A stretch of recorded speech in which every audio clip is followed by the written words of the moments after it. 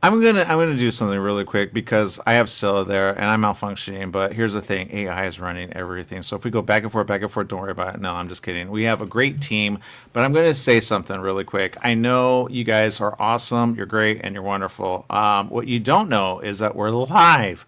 And because we're live, things happen. But I'm going to tell you this really quick. I'm used to live. That's why I do ABC. I used to be all the time, but evidently I'm support now. Who knew? But I'm all right. I'm all right. Our other is great. Everybody is like super happy. We're getting great feedback. The only thing that we're getting is how come it's malfunctioning. And I'll tell you, it just happens that way. Okay, it just happens. So even my computer malfunctions. I know, who knew computers were so important. I used to have a morning show, but now I have an entertainment show. It's called Hollywood, but I can almost not say it because there's somebody else apart. Do they know I started my thing first on radio?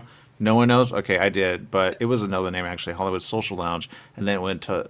I know it's almost the same. It's like everybody's Hollywood. All right, but there you go. That's the answer. So what I'm going to do real quick is do something that I think you guys need to see. Okay, I'm going to change it up a little because you guys are playing like the stuff at the end doesn't work. I'm going to do something that no one's doing. I'm going to play something that you need to see because this is really interesting, really interesting. And somebody actually took a shot and they did it, and it technically aired already on PBS. I went and did some research. I said, "Whoa!" So I'm going to let you see it first. Here it is.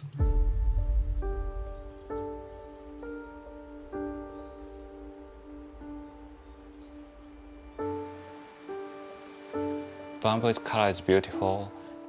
I feel nature. So strong and flexible and beautiful. I can learn from the bamboo many things.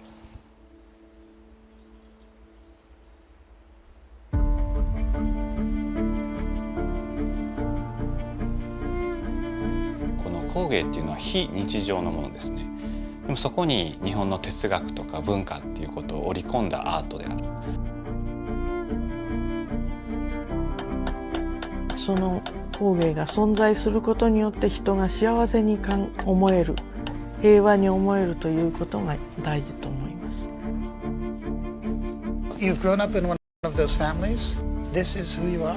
It is, if you're the fifth generation or the 10th generation or something, well, obviously there has to be a sixth and there has to be an 11th.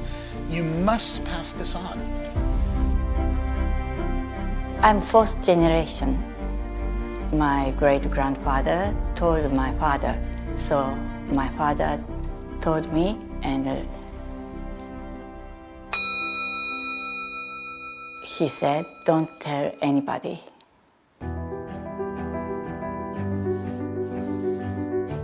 Koge in Japan today is in severe crisis.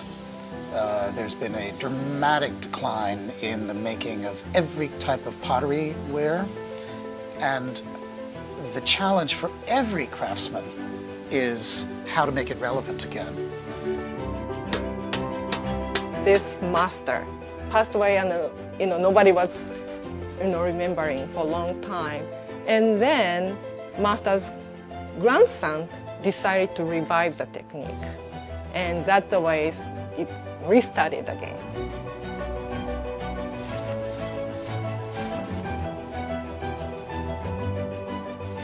I get my inspiration from nature.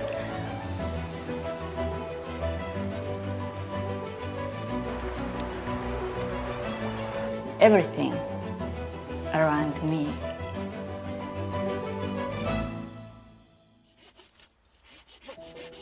My father teach me how to make the basket, how to cut the bamboo.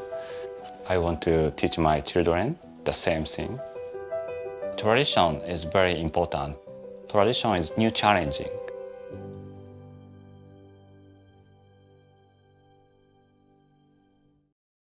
Tradition. That's the story. And now I welcome to the show Stella. Stella, it is amazing. I can tell you right now, keep going.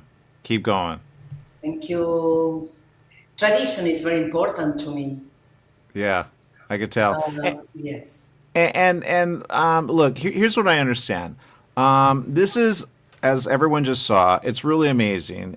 And here's the thing. I really appreciate you right now because there's something that I know and I don't know. So maybe you can help me out.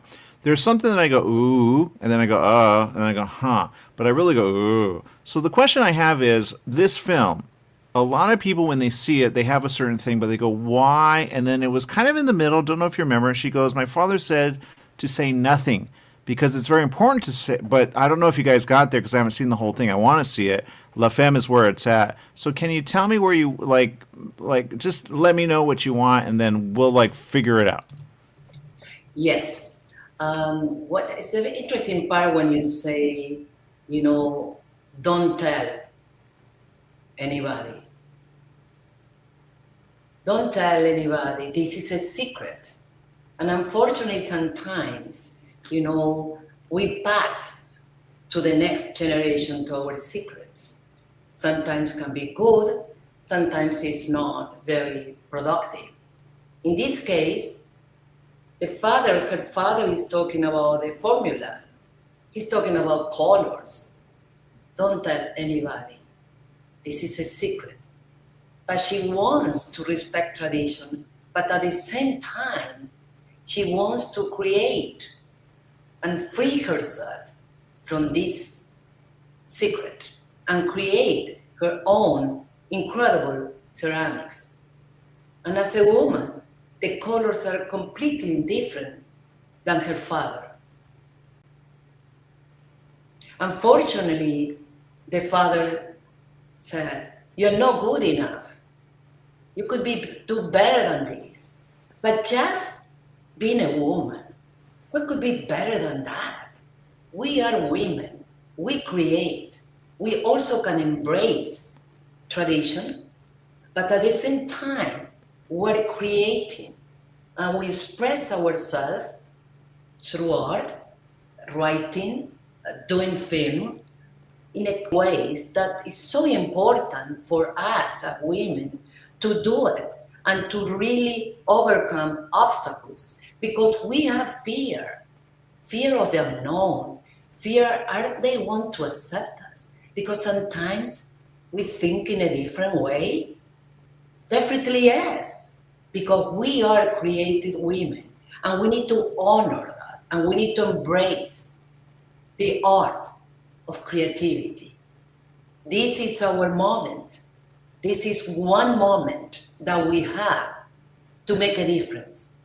And these incredible women, Koge women, that is Japanese art and craft. Art and craft. That is the meaning of Koge. Is that we can really follow tradition, but at the same time, we challenge that person that tell us, you are not good enough. How do we do that? We know how to overcome obstacles, expressing ourselves with education, exploring, communicating, and also respecting each other. It's so important to have respect for each other.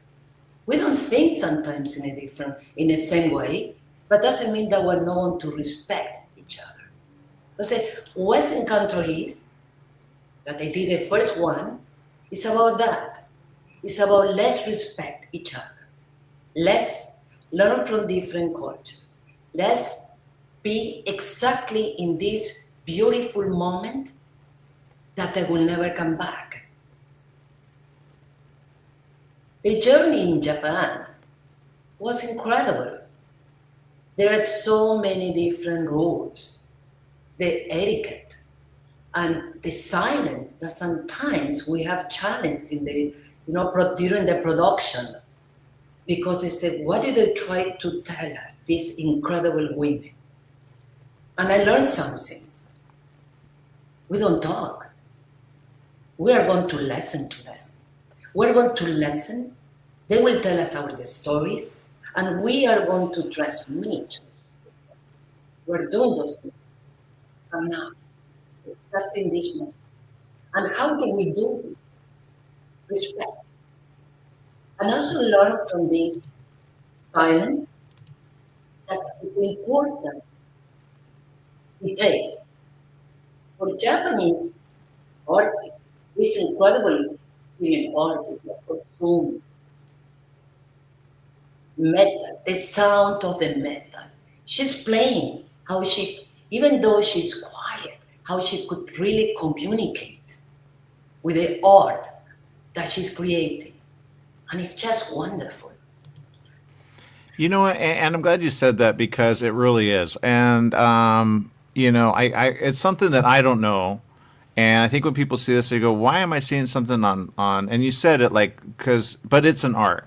And that in a way, and then you see the bamboo and I go, oh, there's a story there. I don't know if you went there, but bamboo, you go, what else can you do with bamboo? But you go, it's an art.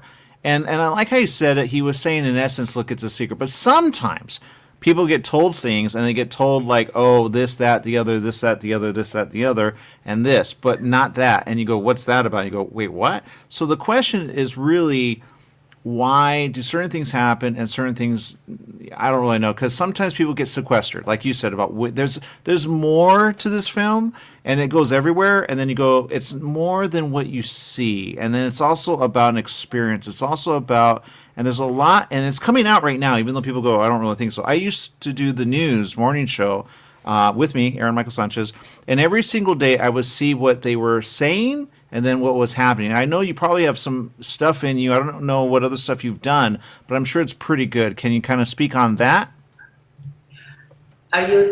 Well, the first thing that we did is the influence of Japan in Brazil. That was the beginning. I have an incredible encounter with these artists.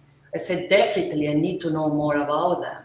How these Japanese Brazilians, they manage to be together and learn from each other and respect each other. And it's a wonderful experience because can you imagine the contrast of the vibrant of Brazil and Japan? They're so quiet, but they really can be together because it's a choice to learn from each other. So the beginning of Western countries is about that. It's about tolerance. It's about respect. It's about assimilation. And we start to promote these incredible artists with art exhibitions, you know. We went to museums, we went to different places, we went to embassies, we went to consulates. Say, please promote these incredible artists. Please promote tolerance among people and respect. So when we create that is unique, what do I want to really share with the audience? Do not stop creating. It's fantastic. Embrace what you are doing and share that with the audience. And we have an incredible opportunity with museums, with embassies, with film festivals, that we can share that with the audience. And I am very grateful that we can do that. Well, I'm glad, and I know it's in the circuit, and I appreciate, and I'm going to say this, it's already on PBS, and it aired on PBS. I don't know if it's going to air. I don't know what their schedule is. I don't know how that works. So you can probably speak on that because there's a lot of people going, I want to be on PBS. I go, PBS is going away. Federal. Government is changing, left, right, and center. Everything is changing right now. We're in the middle of something that a lot of people don't really understand, and you go, it's happening, and it's happening, and it's happening. That's why I think you could speak on that. We don't have time. I would love you on my show on ABC News Radio, KMET 1490 AM, because we have done this in the past where we have filmmakers on our show, or we take a clip from this and put it up there. But I would love you at some point to be on that with me. Now, as for anything else, La Femme is everything, and La Femme is happening. It's happening around the corner. Go get your tickets. We'll post a link pretty soon so you can go and get it, and you can watch her film. As you can see, it's already, if PBS accepts it, it's there. How long is this, by the way? 30 minutes. And we were very fortunate, and you make a very good point about PBS, that we show our first documentary in 280 PBS stations. Success or no success? What is success? For me, is to really have the opportunity that we have today with the Femme Film Festival to really show what we're doing and share with people. And could be PBS, could be a film festival, could be a museum. And yes, it's a challenge. Yes, we're going to face different kind of obstacles, not only creating and doing the production, also for distribution, but we have the courage and we also accept that an obstacle is an opportunity to really improve as filmmakers or as an artist. All right. I again, I know you have more to say, and I want because people go, why do you do radio? Why do you do TV? And why do you do online? I did online before, like a lot of people were, but I got taught it, so I got brought into it, and then I just understood it. I love your film. I know. Leslie's always like, ask the other question. Okay, why are women important in film? All right, I'll ask it. There you go. Women were important in film because we have the courage to express ourselves. We have the courage to do flash, to express flash, fear, love, anger, sadness, and happiness. And after that, we are incredible what we do when we are so in touch with our emotions and we really overcome every kind of fear that we have, an obstacle, that we can again show that we are really, really great women. I think they're going to use that as a clip. There you go. All right. So that's how you. Awesome. Thank you so very much, Stella. I love you. Are you going to be at La Femme? Can I meet you? Yes, of course. I will be there. Awesome. I cannot wait. What? I have another appointment? Oh, come on. I'm taking care of my mother, and they say, don't forget about your mother. And my sister. My sister's disabled. I want you to do a film, but I know you got more coming, so yay. How do we follow you? How do we get you? You can follow me on Instagram. You can call me anytime that you want. Okay, awesome. Don't call it. They're stalkers. I get stalked all the time, and they watch the show, but I say, oh, no. All right, they don't know. But anyway, all right, if you know, don't stalk. Don't stalk. Yeah, I guarantee you have a stalker. I guarantee. Okay, we'll let you go. Thank you again. It's at La Femme. Go get your tickets. We'll post a link. Here it is. There you go. Boom. Done. Okay, there it is. Go get there. La Femme 2025. I know. Who knew, right? 21 years? Does she know I've been there at least the majority of it? I have. Do the math. La Femme 2025, eventive.org. We love you guys at Eventive, but get it together. Seriously, it's confusing what it is. All right, we'll see you over there, okay? We'll see you in person at Regal. Who knew, right? I'll be there. Oh, and we can see Tron together. Do you want to see Tron? No? Maybe so? You should see Tron. We should see Tron. All right, we'll be back with more right after this. Stay tuned. Thank you. Thank you. Hello.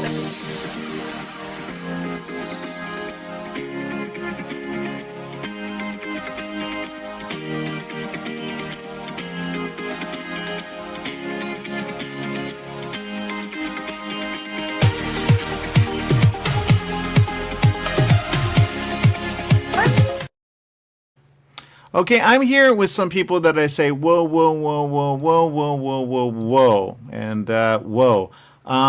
It's something that I say. I'm going to let you, Obum, and I don't know why we're muted 100%, but you're muted 100%. Well, there you go. Thank you. Obum, I'm going to let you lead, okay? Although, McKenna, I know you have something to say, but Obum, why is this so important?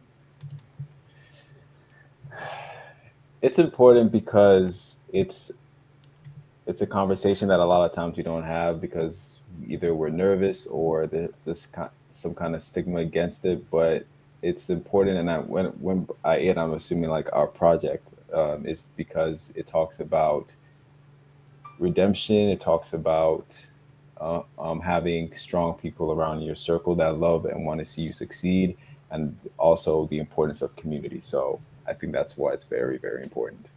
Okay, and I love what you have behind you, by the way, because that like shot right there almost speaks to the theme of what we're doing. I don't know if you saw the trailer; you came in a little late, but that's pretty. And you have water in the scene, but I see that you're taking care of yourself. You're very fit. Now I'm going to ask. Now I'm going to ask you, McKenna, why did you bring Obum in on this? Because I think it's more whose thing is it, kind of. I wrote it and directed it. Obum was a major player. He signed on before pre-production even began, and I think he's a crucial member of our team. You know, our team is really small. We were super indie, skeleton crew, and it was important that he was here to be able to talk about his part in the process. Yeah, because I'm not going to lie, I did some research and I saw this and I said, how come we don't have the trailer? How come we don't have the trailer? And I see here we don't have the trailer. I don't know why. But Yeah, who dropped the get ball that to there? Obum. Did you drop the ball, Obum? No, I'm just kidding. No, it was me. It was me. Yeah, that makes sense, McKenna. Okay, Five Things to Love. It's really good. You have to go search for it, the trailer, and then you see it, you go, ooh. And I'm not gonna lie. Now you guys got on this, and I'm gonna say this because again, people don't really know. I'm gonna say the way you have it here, unless it's something else. It says research-based mental health drama about a woman who works through her alcohol addiction to find herself and her art again. Now, is it about the art or really? Because I saw it and it was a really good trailer, and I said, "Oh man!" And she said something at the end. I don't know who that was, and she goes, "No, I don't." He's like, "All right," because he's trying to help her through. Like, but you go, I don't think she wants help. I don't think so either. But so the answer, what's the answer, McKenna? Because it's a really good. You got to see the trailer. We don't have it. I don't know why. Yeah. So the answer to what exactly? Addiction. Addiction. Right. Yeah. So everyone's addiction story, I think, is different. Hers is mostly about her. The whole story is about her, definitely, and the art is just a part of something that was disconnected that she missed along the way when she lost herself. And so when she finds herself again, I think she finds community. I think she finds her relationship with Oboom's character Michael. I think she finds herself in a beautiful relationship with her sponsor Sally, and she finds an ability to be able to write again. Yeah, and you did it in a way that's fun, and I could see it. It's like, now, Obum, when you were on it, what were you thinking at the time? And did she approach you? Did you what happened? So we worked on a previous project together, and off the rip, I knew that McKenna was someone I would definitely love to work with again in future projects. And so she told me about the script. She told me about the character, and one thing I loved about it was that it was fully dimensional. Because a lot of times with these stories, sometimes you see you have like the guy that comes in and saves. It's like, oh, he's perfect, but he's also conflicted himself too. He also has a lot of demons that he's trying to hide. But obviously, over the course of the film, you get to see them and how they appear, and that as he's trying to help her through her struggle, he's also struggling too. And that was the battle, the internal battle that McKenna beautifully wrote. And when I saw it, I was like, "Oh, I wanna try this. I want to really see how this feels like in the moment." So yeah, it was just what I was thinking at the moment, especially when I read it, I was just like, "Yeah, this is such a complex character that I would love to bring to life." Yeah, and I'm glad, because addiction, sometimes, but I go, it's really not about addiction. It's simply about a story of someone who really doesn't want help. I could be wrong. I haven't seen it. Does she want help or not really? She eventually accepts the help.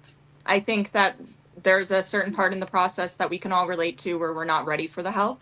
And then maybe something happens, maybe something shifts within us, and then we are willing to accept the help that the universe or other people, our community bring to us.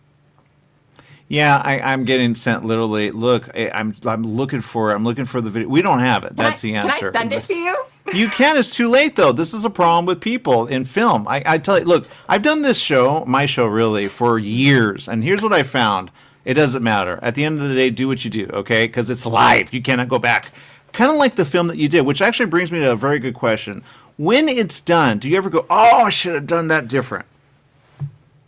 Of course. Yeah, I think that's part of the process. It can never be perfect. It can never be exactly idealistic in what you imagine in your brain because it took so many people to make it, so long of a process, and it's so intricate and personal. But ultimately, you have to just let it go and trust that it's everything that you worked for it to be, and trust in the work and trust in the people that you trusted to do the work. And hope people see it. Now, I will say I could see it on a bunch of channels, including streaming. I don't know where you're going with it eventually, but I will say this. The future is streaming. TV is going... What? It is. It's not? It is. It's going bye-bye, I could tell you. Cable, who has cable now? DirecTV, Dish, I don't know. You guys could prove me wrong, but streaming is where it's at. My mother watches everything, and I go, these are ones that no one would ever see. They go, they see them, but they don't really.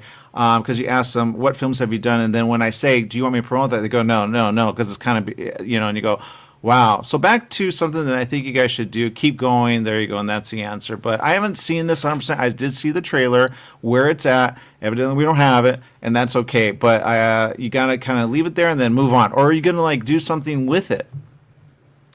So it's a part of a drama collection of films. It's the third one. The first, each one examines a different mental health struggle.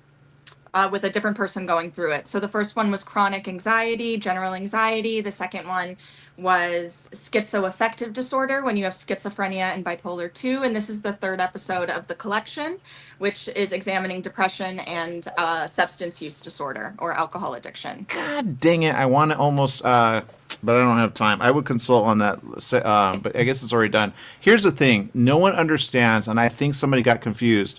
Schizophrenia is one thing. If you hear voices, they say that's schizo. Some say I'm possessed. Some say I'm a fortune teller. Some say I hear the dead. But you go, schizophrenia doesn't know how to handle any of that. Bipolar is a whole thing. Here's why I know this. It's in my family on both sides and in like other people. I go, oh no, oh no. So, yeah, I would really, but sometimes people think it goes a certain way. It doesn't. So, but you know, but I haven't seen this one. I haven't seen that one. But what's next?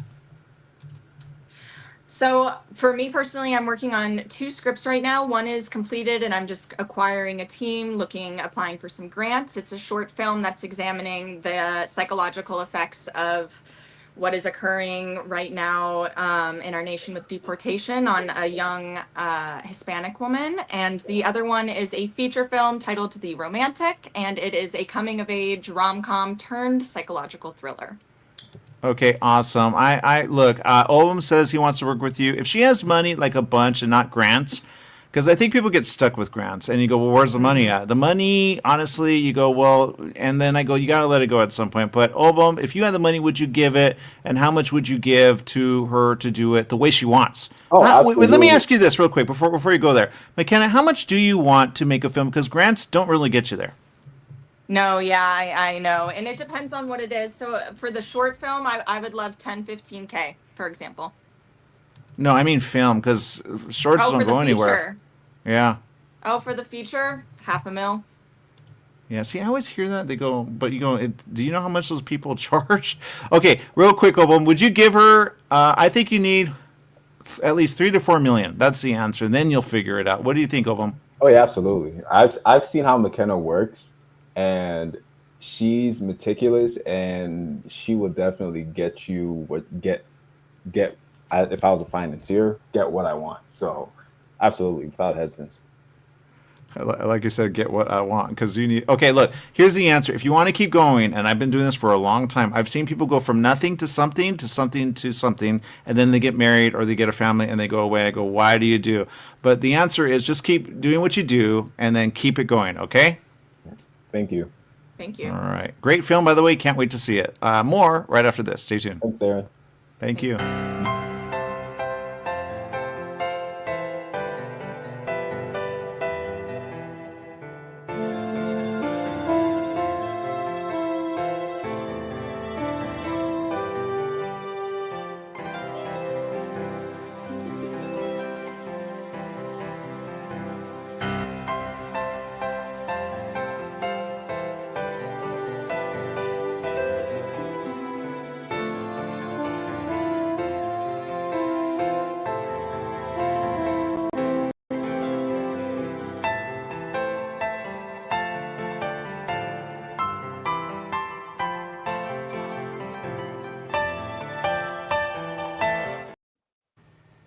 Okay, here's the thing, and since I do what I do, I'm going to say, not happening because Marta is a friend, and I'm going to move Marta up here, there's a reason or not, because Marta is a friend, and I don't think Marta remembers me, and with those glasses, I guarantee I would not know you, Marta. Now, yeah, it goes way back. I liked your post, by the way. That's how close we are, and not because we haven't seen each other for years. But I'm going to start this over because I like it to run good, and then we'll edit it at some point. Okay, great. So here we go. Let's go to break real quick. What? We can go to break, and then we'll bring it back as though we're live. Okay, you ready? Okay, great. All right. Go ahead and take us to break, and if you.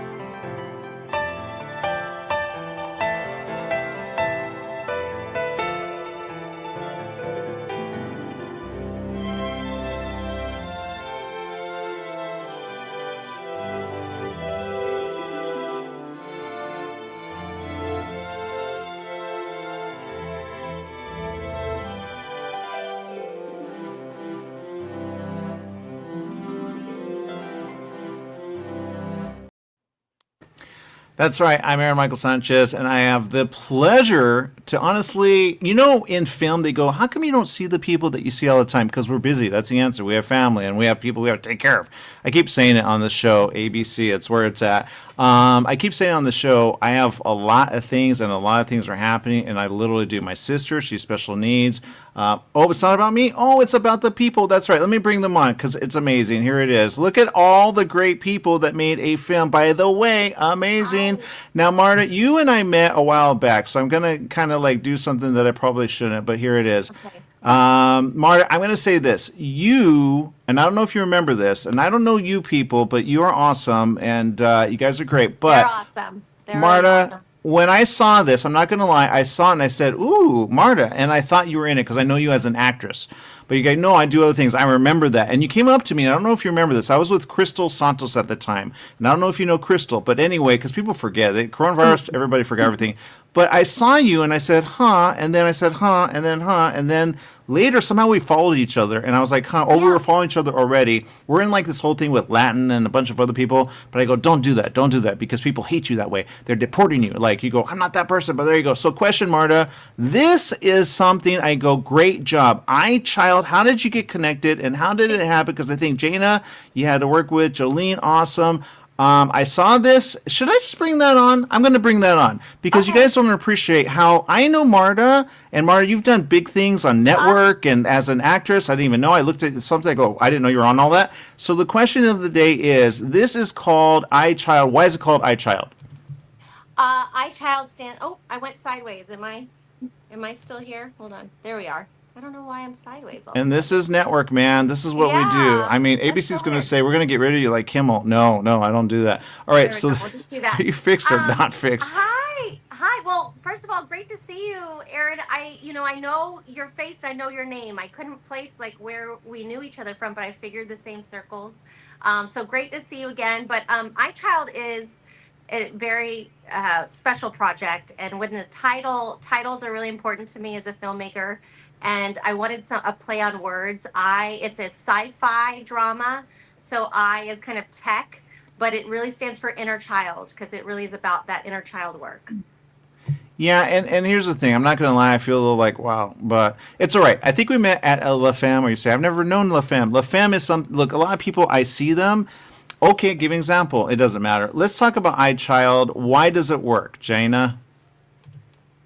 Wow, you are...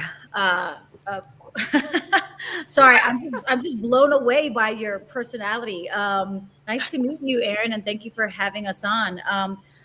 First of all, what brought me on initially was Jolene Rodriguez. She said, I know this Latina writer-director. She created an initiative, and that's what she does. Jolene creates opportunities for the community. And I said, yes, I want to work with her. I read the script and I fell in love with the story. And how could I not work with, someone as talented and beautiful and just such a kind, beautiful soul as Marta. And I'm so glad Jolene connected us. And how long did it take? A couple days? Yeah, exactly. Days. And we have a beautiful 15-minute story on film that we get to share. And yeah, it was a beautiful experience. I'm just Aaron, I'm gonna pinch myself again that I'm sitting here talking to Jaina, because right away I want to say first, Jolene is the reason why we're here. Jolene Rodriguez is the CEO and founder of Friends of Julie, which is a really beautiful nonprofit that's also behind the making of this film, and Broken English Productions. And along with Sony and Women in Film, she was able to create a foundation, a grant to help get women behind the lens. And I was one of those special recipients. And Jolene doesn't just get the money, she's also heavily involved in every step of the process. And part of her heart is making sure she empowers other females in the industry, not just Latina, but women in the industry and filmmakers to get their voices out there. And when she picked my film, I thought, wonderful, I'm going to go out here and I was really nervous. But what she did was she looked at every word in the script. She asked me the hard questions. We went further into development. She says, you need a phenomenal actress for this. I have somebody for you. She brought Jaina Lee Ortiz, ladies and gentlemen, the next Oscar winner in my book. I'm not biased. I think a lot of people would agree, but brought her onto this project. And then Jaina brought it to another level, not just with her acting, but also I was able to go deeper into the script based on her questions and her notes. She wanted to go deeper into this character because we wrote, filmed, edited, and screened this film in 6 weeks. So it was a very, very quick process. And it took a collaboration, and I couldn't have done it without Jaina as my lead. I couldn't have done it without Jolene holding my hand every step of the way as I cried and scratched my way to getting this story told. And so this is also a great way to say thank you to you two, my team. They're incredible. Thank you. Thank you for that, Incredible. Marta. Okay, so here's the thing. I'm gonna let because sometimes people talk like and then they go, you know, you don't appreciate what we. I go save that for after. Okay, talk to each other after because sometimes people lose each other along the way. And Jolene, I want you to speak, but I want everything to be after this. The clip here it is. I Child, which I know there's a story.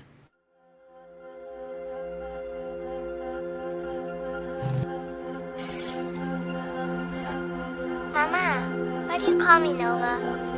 Because you're my little star.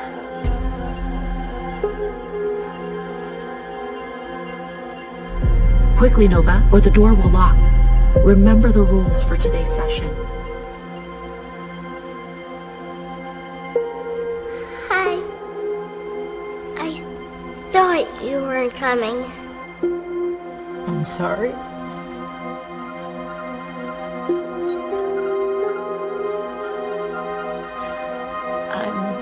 I'm sorry that I stopped tucking you in at night. That I stopped singing to you.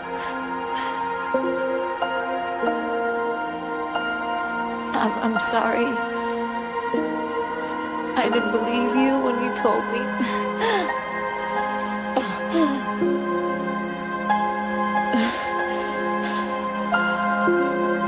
I'm sorry. I'm sorry I let him touch you. You were so little. It wasn't your fault. I'm sorry. I blamed you.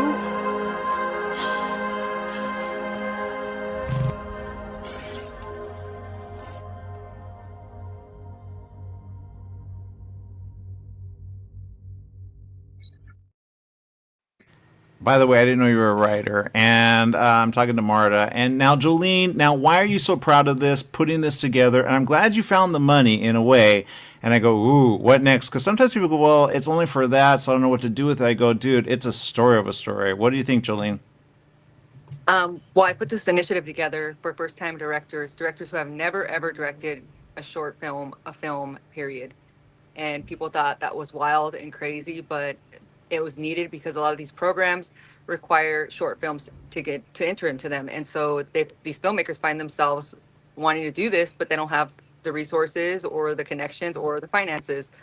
And so we came up with this program, and I went to Sony Women in Film and my company Broken English Productions, and thank goodness that they all were very supportive and putting money behind it and saw the need.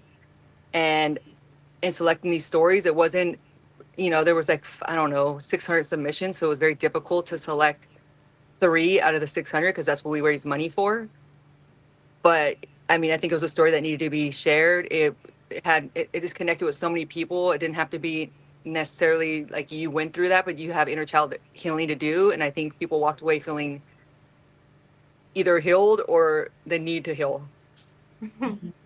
Well, I will say this. I want that list of 600. What are you doing with that list? I'm meeting with every single one of them. I have coffee with all of them. Yeah, see, people always do that whenever I say, I want that list. They go, no. You can have the list. You can have the list if you want. What's your background? You're a producer? You're a financier? See, and then they go that way. I'm not going to say. Look, I know you guys. I just don't know you. The answer is this. You guys are awesome. I love you. You're amazing. You're everything. Because if you see that, then you'll understand everything. The answer is, and it's so simple, keep going. Marta, you have surrounded yourself with good people. Good job. Jaina, you did a great job. And Jolene, That's how Jolene gets people, by the way. She wants to know, are you the person with money, or are you the person that just talks about money, or are you a person that needs money, but you want to talk about, but you don't have the ability to do it? Because a financier is someone who has the money, right, Jolene? Well, I'm all the above, so that's why I was asking. But you had to raise money, is my point. So you could fund Marta on her next one, right? Yeah, I actually hired her to direct my next film. Okay, awesome. There you go. So that's the answer. We finance our films in-house, so it's a lovely situation for us to be able to help people like Marta, first-time directors, as well as creating feature films. Okay, now we're talking. So that's the answer. But just so you know, I need money just as like the next one. But when you find people that have money, then you go, ooh, but then you go, well, then where's the money? Because you go, I cannot do it on a little because y'all have families. So the answer is, and I've had this show for a while, like literally, and I've met everybody. Hi, Cameron. I've met people over at studio. I've had people on the show, and I go, this is why La Femme is important. This is why I've aligned with La Femme, because La Femme actually, I'll give you an example. Something just came out. It was a very quick short. They submitted Oscar, and then it got an Oscar, and I was like, and that just happened last year, so I was really happy about that. Yeah, exactly. Marta understands. So the answer for iChild. Sorry, what? I said that's the goal. We want an Oscar for iChild. Dream big. I mean, Yep. I've heard you say a few things about shorts, and I wanted to just plead my case on the short film art form. I'm a huge fan of shorts. I feel like this film itself is a healing tool that's going to be able to get out there for folks to take a look at their own healing needs, their own process and processing trauma. And I feel like short films is a way to tell a story in a way that's, one, more affordable than a feature, but two, some stories just require 10 pages. And so I'm a huge advocate of short films, and I'm so thankful to be at La Femme. La Femme is an amazing festival. I've been there as an actress many times, and I just love what La Femme is doing for female filmmakers, and giving a showcase to short films specifically is something that I really believe in. So thank you, La Femme, for having us, for having iChild, and you can see it on Friday, October the 17th at the 12 to 2 o'clock block. And I'll be there. And our little star, I don't know, Jana, if you know this, but Eve is going to fly in for it.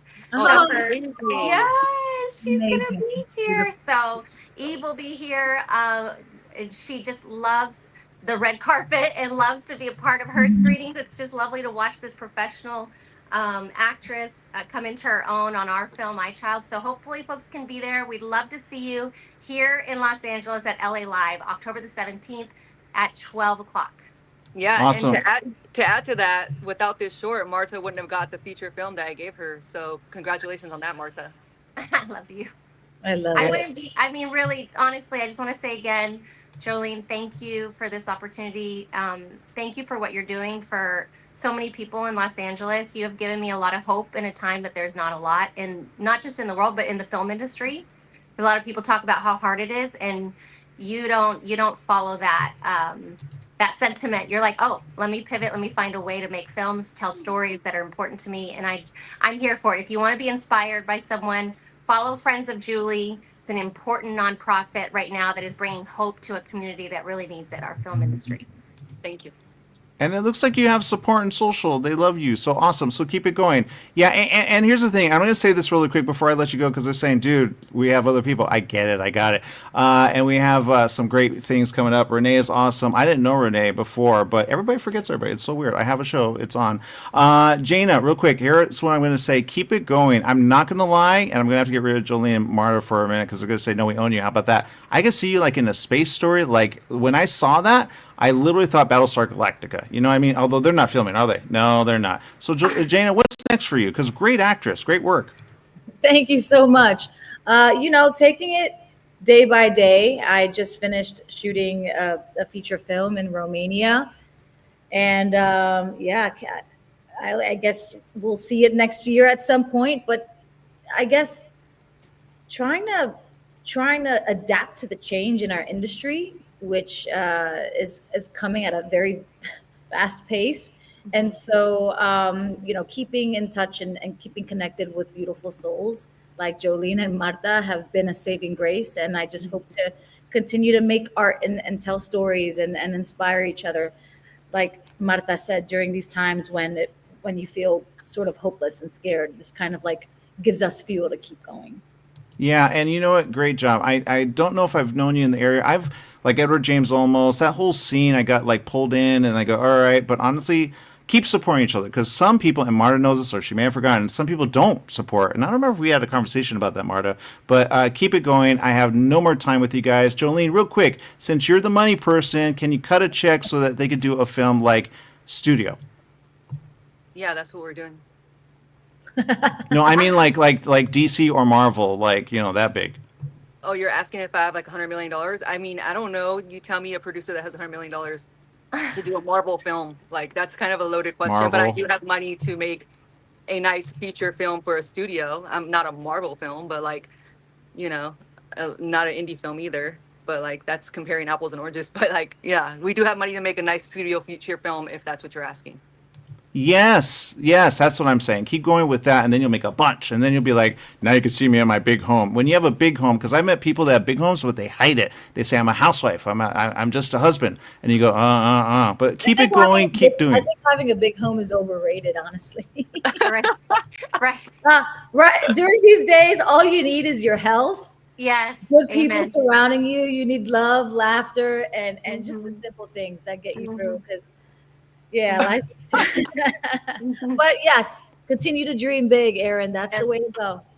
Yeah. It is actually. That's where they make the money. I see you in that big house. Go get it. I'm glad I do too. I'm so glad. All right, Marta, anything before I let you go, Marta? Oh my God. Just congratulations to all the other filmmakers that are at Femme. I can't wait to see your films. Congratulations, because getting a film made is not easy, but when you have community, it's possible. So I can't wait to meet everybody.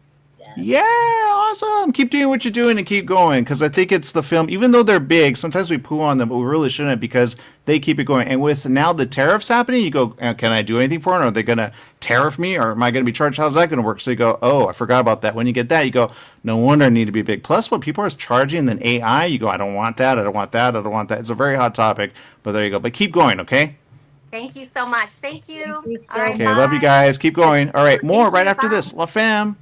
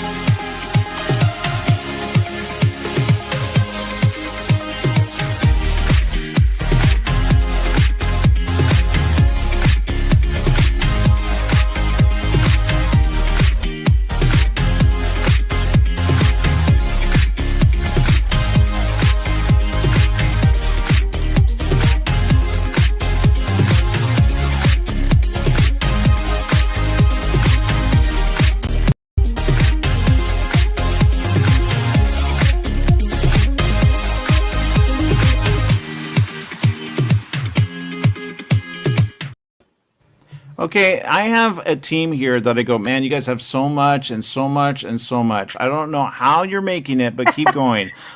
First of all, how did you meet? That's what I'm going to ask first. Oh, yeah, you take this one. Okay. Mutual friends. He may have stalked me a little bit, but I think really it was just fate. Crossed paths so many times, and finally we got together to connect, and then we had completely different lives than we have now with filmmaking and publishing books. So, but stalking is such a strong word. When I took an interest. I took an interest in you and what maybe our future could be together. How about that? Sure. Yeah. We ended up at the same place at the same time at least 7 times before we actually spoke to each other and engaged. So it was kismet, it was destiny, it was just meant to happen. Okay, now I'll say this. When you go to this, I get why. And I understand. And John, you got to let it go, man. Let her be everything. Now, real quick, this story, first of all, and I go, I know who brought it, I think. I know who got it, and I know where you want to go, I think, but I could be wrong.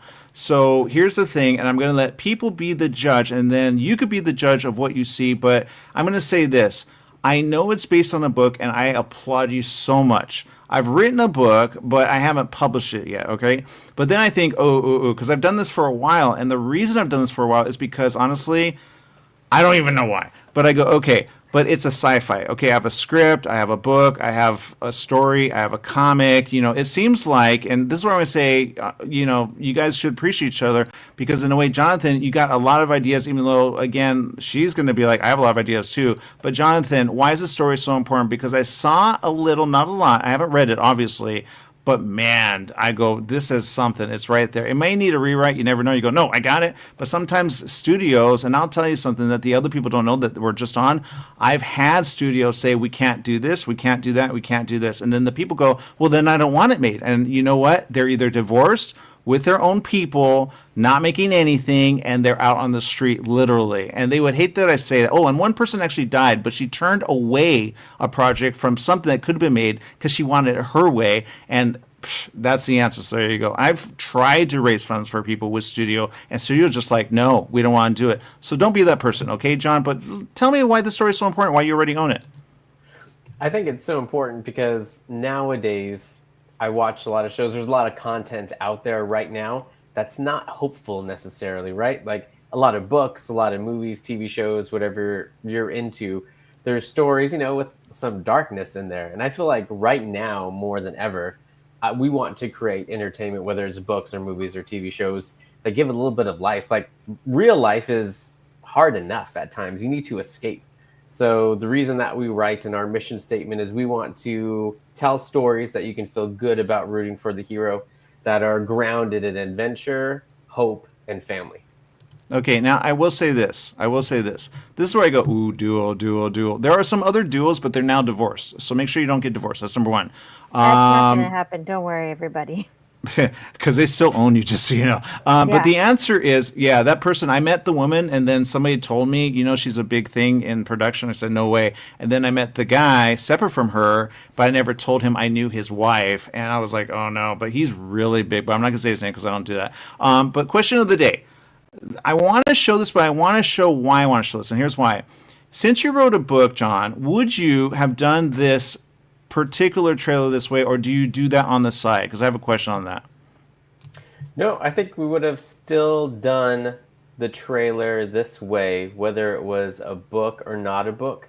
There's the fan base for the book is so huge that I think it didn't matter what part of the trailer like we cut.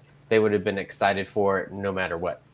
Yeah, I went on YouTube, and they're going to hate me. I hope they're not watching because they could be stalkers. I actually disqualified one of the comments because the guy was like, this is just a bunch of stuntmen, just this and this and that. I don't know if you know that comment or if you do it, but I went and I said, we're going to put that under hateful. And so I marked it. If it comes off, then you're welcome. But the answer, you can't delete stuff like that. There are people like that, but I go, how do you know stunt? Because, are you a hater of stunt? But this is a really big film eventually. It's not there yet, obviously. But I love that you brought it to Femme because I think it could have it could be a franchise, technically, if it's like, you know what I mean? What do you think? Like, what do you think? Any of you want to comment on that? In terms of franchise possibilities? Yeah. Yeah, absolutely. That's one of the fun things about the worlds that Jonathan creates, which is writing and what we've been able to leverage over into filmmaking, is that we're creating alternate worlds and spaces for people to escape into. And they don't just love the storyline of like, oh, I love a space adventure. They fall in love with not only the hero because it's someone they feel like they can really root for, but the found family around him. And so in terms of franchise, like there are several story arcs, there are several parts within the story, but even this, we've got a 12-book series with a few spin-off stories. There are comic books in the works of this, and we have audiobooks. So we've got already transmedia happening, and they're just like anything's possible within this space. I'm glad you said that. I haven't heard that in a while, but it is true. It's kind of, and I realize people don't understand transmedia in a way, but you kind of do and you kind of don't. I did a speech on transmedia. They said, can you please speak on this to a bunch of people in the room? I said, yeah, sure. And I'm like, I don't think you know transmedia 100%, but you've added something to something. Now I could give another speech, but AI is creating a lot of things, and you go, it's making it easy, but people are not liking because they don't understand how to work with it. But you go, oh no, what do we do with that? So they go, we need money, and you go, dude, I need money. It's hard. Just because I have a book that makes money, it doesn't mean I have a mansion and an island, right? Unless, do you guys have a mansion and an island? No, I don't want to be responsible for that. I need an adult. I agree with the ladies in the last interview about like maybe the big house isn't all that. That's just like big responsibility, and we are very family oriented, so we don't need to separate that far from each other with us and our two little ones. But yeah, whether it's AI, whether it's new computer generation, whether it's a new way of breaking down a script, whether it's software, like there's always going to be new technologies coming in, right? That's where we are in our human progression. There new stuff's happening, and either we can adopt it, you can learn how to use it as a tool, you can be an industry leader in that. It's just finding the right action at the right time for the right medium. Yeah, because people don't understand. You see certain things. But look, keep it going, keep it amazing, and keep it. Now, I will say this. I want to show this, but I want people to know it's at La Femme, but I really think it could be bigger than what you see. And you go, and I get that it's already big, but this could be, and this is where I say you guys got to let it go. Big budget is where it's at. You want us to take it and run with it. You just want to have control, and you want to make money all the time. Then you can do all the other stuff. Then you can like do everything you need. Then you can pay the family. You could, because you go, wait, I need to pay family. Yeah, they are dying at an accelerated rate, and they're strokes, and they're like people. You go, oh, I forgot about y'all, and so there you go. That's all I'm going to say. But let's roll the. It's a clip or a trailer. It's a trailer. Awesome. Let's show the trailer. It's awesome. Here it is. Forsaken. This brave new world was built for animals, not men.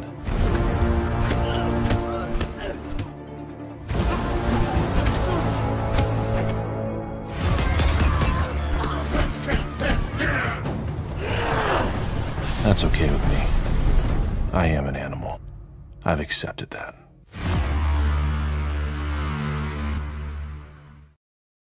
Now, that's just the quick little thing, which I love how you did it because it promotes the book by itself. And I saw the clip, and that's the one that I went on. Don't know if you know what I'm talking about, but I went on that on YouTube, and I said, oh, they're promoting the book. That's awesome. You had a link to the book, I think, or maybe not. But and then I go, ooh, that's smart because then it sells it as well. You only have like 2,000 views right now. It could go to 1 million plus. You go, now there's the money. But again, keep going with what you're doing. How long is it in its entirety? Currently, the film is... Go ahead, John. Yeah, this is 15-minute short, but there's 12 books in the series. So we plan to do more. This is kind of like the first step in getting Forsaken Mercenary out there.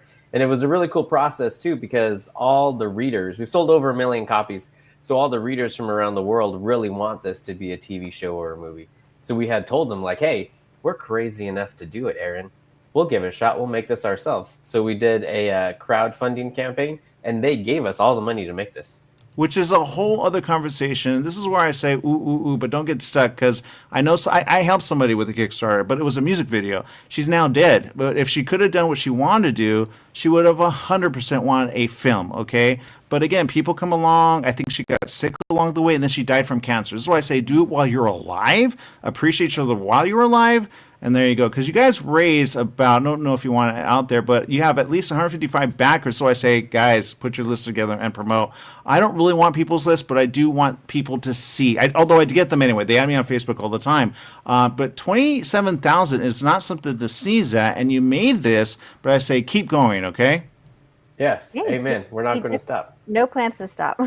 Even better. All right. So there you go. La Femme is where it's at. There's so many ways to make money, but people kind of, I hate this, but I'll say when you know how people are on camera and off camera, they're different off camera. And you go, I know you have money, but, and they go, well, I don't want to talk to you. And then you look at what they do and you go, that's it? How come you didn't do the big? So that's all I'm going to say. So know that they could be around the corner. Watch what they drive. Those are the people that know people, but sometimes they want to go private, have something ready to go, and it's your trailer, and say it's already a property, and when you do that, you're good to go, right? Yeah. Totally. Yeah, because I see publishing, and I go, ooh, you know how to publish, good job. But now you have people publishing on their own. You go, does it work? Does it not? What do you think? I mean, it's worked for us. We've had Jonathan has published in many different ways. He has traditional deals, small publisher deals, independent stuff, and New York major publishing. And I mean, it's paying the mortgage and helping us make movies. So this is our second short film, and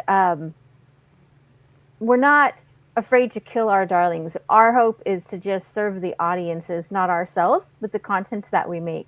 And if the right partner comes along with that same mindset and industry, then, you know, who cares what they drive if they're ready to do the work. No, you care what they drive because they drive real big. Those are the guys that are risk takers. But other people are like, I don't have money. I can borrow money. And then some say they're the money people, but then you say, can you cut a check for $1 million? They go, no, that's that guy. Got it. Trust me. So we're saying I deal with business people. I deal with owners. I deal with people that go, do you have a business that could work here? I go, I do, but you're not ready. So I just go, keep going. You guys are a powerhouse. Keep it going. And oh, by the way, I'm going to talk about this before I go because Renee's like, get off. I'm ready for this. John, good job putting yourself in the film. I tell people they should do this. You put yourself in the film as a support, right? Right. Why?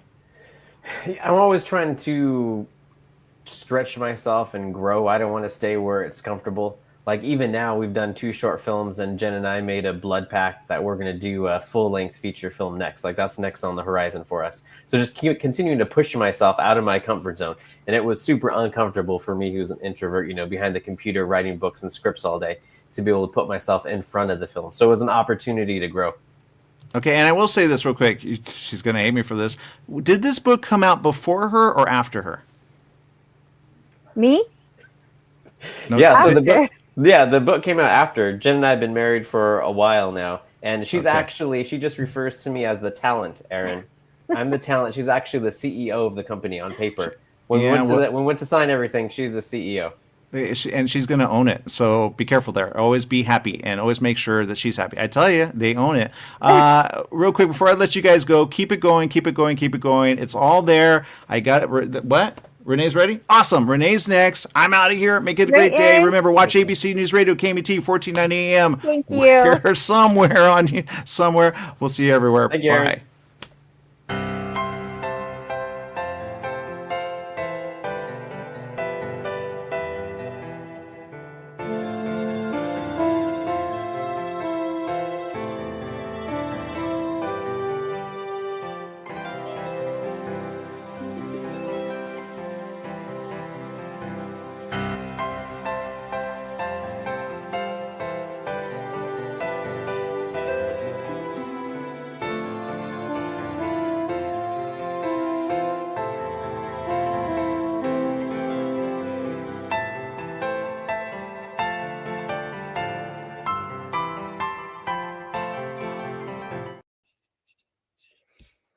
Hello there. Here. Oh, I'm so happy to be here, and we're so happy that we get to be in La Femme Film Festival too. I'm so excited to be here. You know, I want to thank Aaron for covering my break, but what a great segue to come off of a break to enter back into this interview process with the filmmaker of The Big Johnson at La Femme Film Festival. I was like, yes, what a perfect film to bring me back on stage. Girl, I'm so excited to talk to you about this. Please, let's start with your why. What first drew you to this subject, and what made you feel like you were the person to tell the story? Well, you know, I usually make horror comedies. Like I'm a big fan of John Waters and, you know, John Carpenter, all the Johns, you know, Mel Brooks. I usually make genre movies. I call them gaysploitation. I've made like, I don't know, 10 shorts and an off-Broadway show and all this other stuff. But this guy, I also played in bands for forever, hence the Lola Rock and Rolla. And I was in this band called the Velvet Mafia. And the Velvet Mafia was headed by this gentleman here, who is Dean Johnson. He's in high heels, 7 feet tall, bald drag queen. He never wore underwear, and he wore these slim dresses. And he was kind of known for having a very big Johnson. That was just part of his shtick. He'd sing about it. He'd talk to everybody about it. Everyone knew this about him. He'd write full songs about it. Anyway, he was just one of my best friends, you know, kind of like the gay big brother I've always wanted. And I was in his band for like almost a decade. And later in his life, you know, we live in New York City. It's not easy to make rent. He became an escort. He went on a job to Washington, D.C. and never came back. This was in 2007. And then we found out another male escort died in the same apartment 4 days before Dean. And so since I loved this person, I wanted to make a film not only about his strange death to try and figure out some answers there, just as a human that loved another human, but also his wild and incredible life. And so it took forever. I got the money. I spent 7 years working on it, sometimes just by myself, and then other times with a lot of crew. And it's done and out and playing at Femme on Thursday, October 16th. So 8 p.m. I'm psyched about this. So yeah, I'm psyched about it too. And I want to make sure at the end of this interview, I'll let you plug when it's screening there. Oh yeah, great. I just wanted to get that in because I always forget. Oh no, I'm glad you did. That would always be my last question. So I would make sure that we would not exit this interview without. Perfect. Thank you. Yeah. I love that you're talking about sort of your pull to purpose with telling this story, because that is always my curiosity. Like I'm assuming that you have to build this sort of like trust and intimacy when you're cultivating a story like this. And I'm wondering what that process was like for you. Like, what was that moment when you felt like everything clicked and that you were telling an important story and it was landing? Well, I was in this scene. This is my scene, the 90s and 2000s in New York as a like queer rocker. That was me and all my buddies, right? And before I even started on the path of trying to do a film about Dean's life, I called his sister Beth to be like, hey, is this okay with you? She's a very shy person and has had to like field questions since he died in 2007. And it's like, are hard for her. It's painful for her. And so I just wanted to make sure that I wasn't crossing any, any lines there where I was being a jerk. But since she knew me and knew how much I loved Dean and how much he loved me, she gave me the go ahead. And then once she gave me the go ahead, I reached out to my old band, the Velvet Mafia, obviously. And then they hooked me up with the Weenies, which was Dean's first band, Dean and the Weenies, with their hit song, Fuck You. Look it up. You're welcome. And then I just sort of went down the road.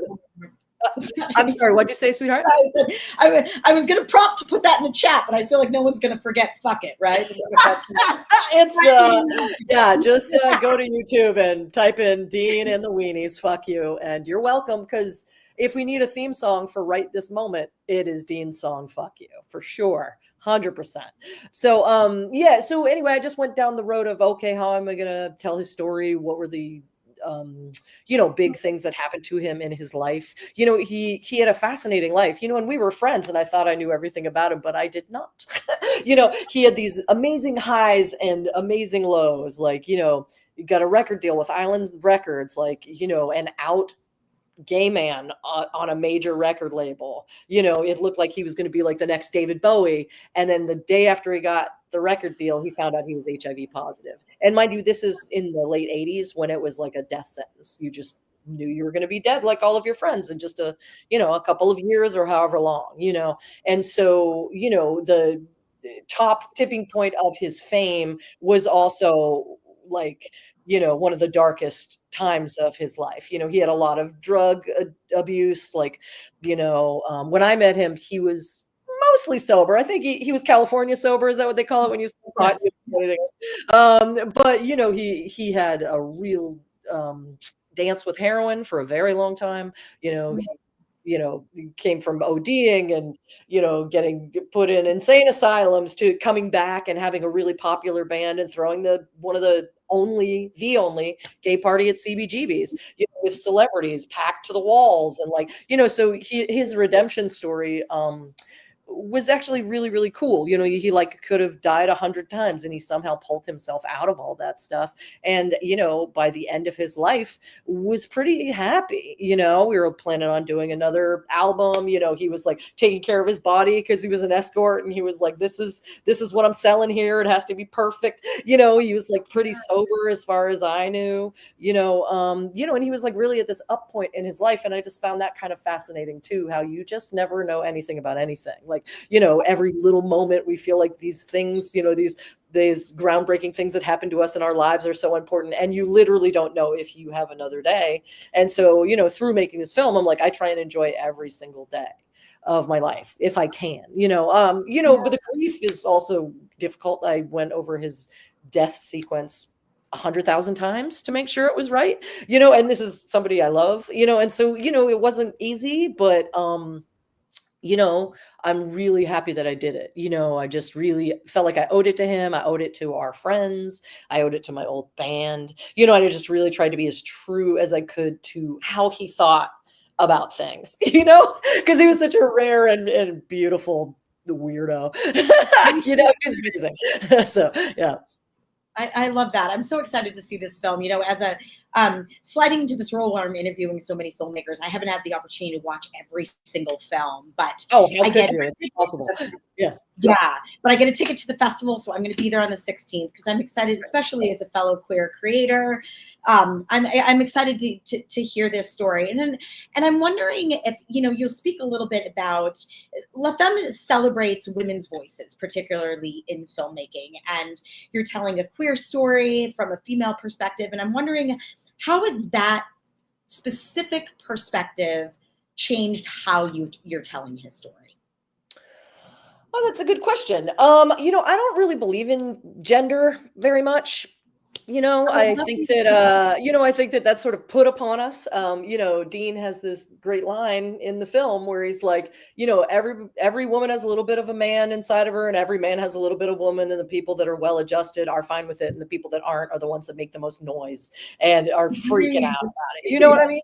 Yeah. And so, you know, I just really tried to be true to him and who he was, you know, for being a like out of high heels, 6'6", giant, bald, buff dude. He was kind of like a little girl in a lot of ways too. He giggled like a little girl. Like most of his friends in life, for whatever reason, happened to be like women, and he was really almost like in a sorority with him and all his tiny little women around him, you know. And I also hate how the queer community divides ourselves. Like, you know, everyone's trying to divide us anyway, right? Mhm. Like everybody's trying to get us to fight each other so we don't fight what we really should be fighting, which is obviously fascism and 1% people ruining everything for everyone else, you know.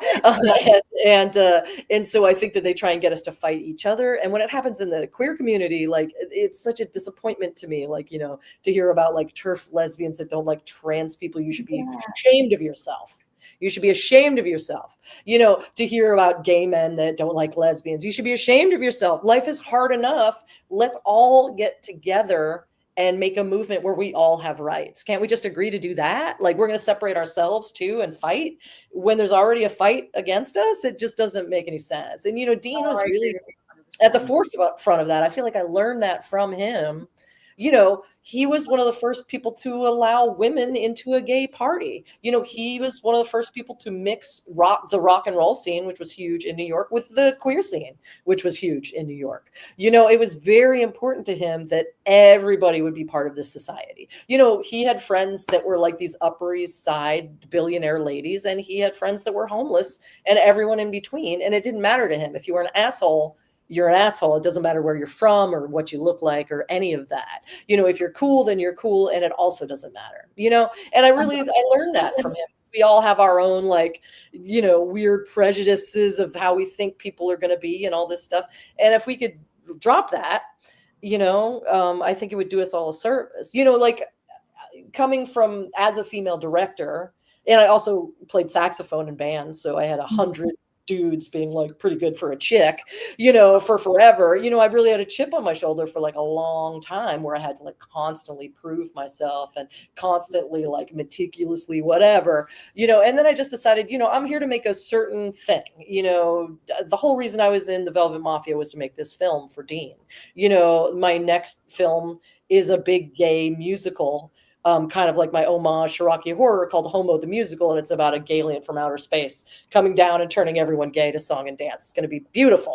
That's a perfect you know, sorry, what'd you say? I said that's a perfect segue for the next question I wanted to ask you, because I want to make sure that people can continue to support your work. First of all, I want to thank you for your thorough response and for amplifying the voice of gender identity. I think it's such an important dialogue for us to be having. And so thank you for amplifying our voices, creating unity within the queer space as well, because I agree with you wholeheartedly. why are we creating further division? So thank you for that. I want to make sure that you reiterate when this is screening at the festival to make sure we can go there to support you. And then you were one step ahead of me. How can we continue to support your work? What are some of your upcoming projects? Thank you for getting me back on track. I apologize. No worries. Very No worries. excited to be a part of all of this, and very excited for the Big Johnson to play at La Femme Film Festival. So we're playing Thursday, October 18th at 8 p.m. at La Femme Film Festival. You can go on their website to get tickets, and that's at the Regal Cinemas on Olympic Boulevard. All the info, go to La Femme Film Festival, donate to them because they're really doing a service to try and boost, female non-binary filmmakers. La Femme is an incredible festival. We're just so happy to be a part of it.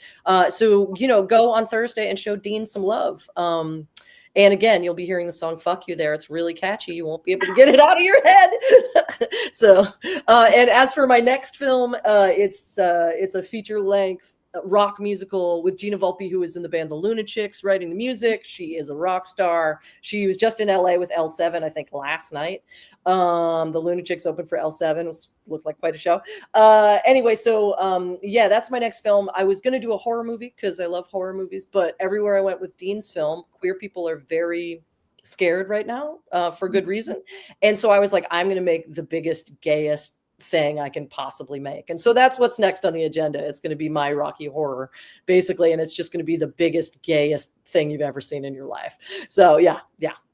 I love it. Thank you, Lola, for... Oh, thank you so much for talking. I appreciate it. Thank you, Renee. You're amazing. Enjoy the rest of your day. Thank you. You too.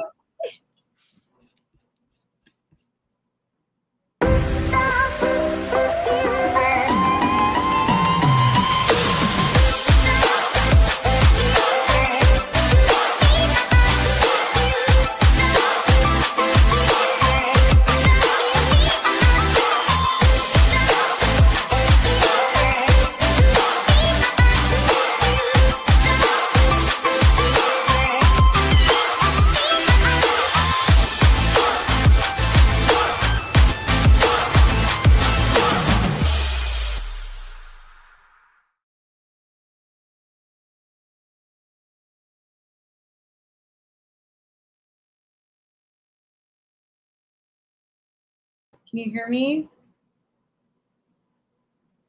Hi.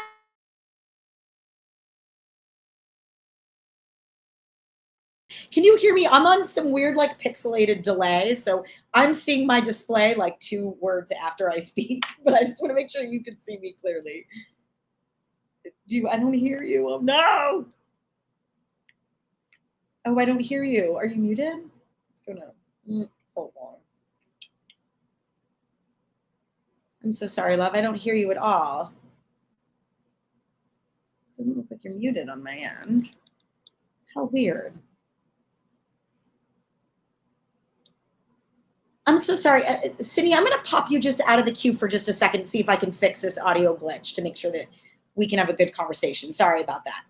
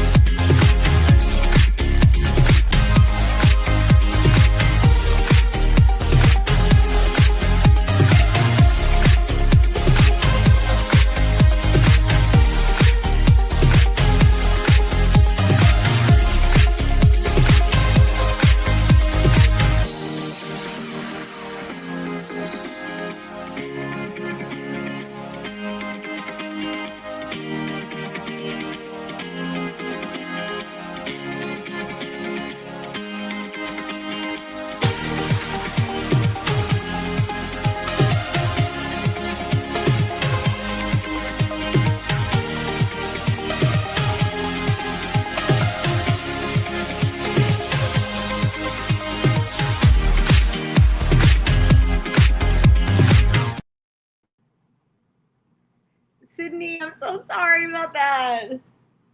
Can you hear me now? Oh no, I still can't hear you. What is going on?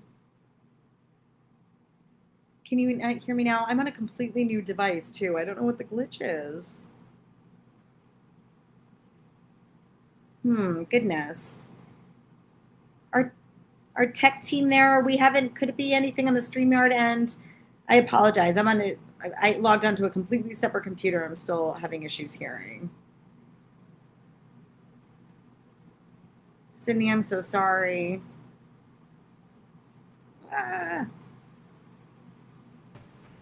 Real quick, I'm going to join you guys real quick. I'm behind the scenes. I'm not supposed to be here technically, but I'm always watching. Real quick, Renee, can you hear me? I can hear you, but I can't hear Sydney at all. And I completely logged on and off to two separate devices. So I'm just wondering, you can hear me now? Well, let's do this really quick. If you need me to help you, I can help you, but we'll start this over, Sid. Don't worry about it. We're live, but are we? We're going to have to make a lot of edits. Sid, real quick, can you hear us?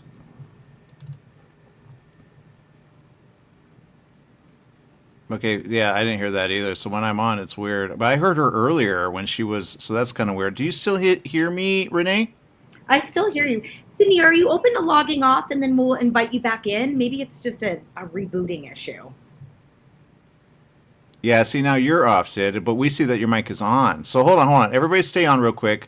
Sid, here's what you, and for those of you watching, I know that if I were on radio, you guys would hate me because I'd be like, well, we can't do that. Let's go to the next. Real quick, Sid, go ahead and speak. Yeah, we're getting nothing on this end. We love StreamYard, but StreamYard, get it together. Okay, so answer of the day. We're going to come back. I love what Renee said. I think, Renee, you're on. Sid, just log back out. Make sure that your mic is working or it's switching in a weird way. AI runs in a weird way, and I'm telling you, I've had this happen. Oh, yay, you got it. All right, awesome. So I'm going to bow out. So I'm going to bow. Just so you I'm going to bow. Go ahead. For some reason, it was connected to my phone. Isn't that weird? See, Renee, you probably have the same thing. So I'm going to bow out. It's you guys, but let's start over, guys. Start it over. I'm not those guys, but start over. Get us out of here. Edit this part, Sydney. We're going to edit it. Okay. We hope. We hope. Get us out of here. No, do the other one. They could still hear us. No, don't do that one. Do.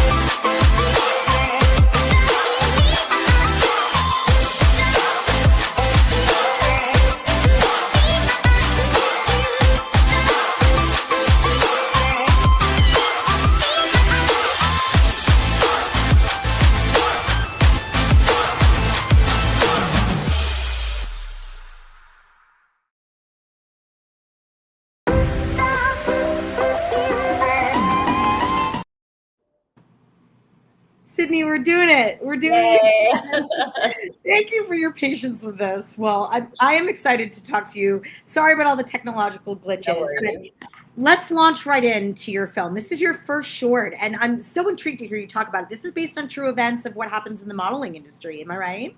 Yeah, it was originally based off of something that happened to me in my early years in LA, kind of trying to navigate the modeling industry and figure that world out without, any other kind of support or resources.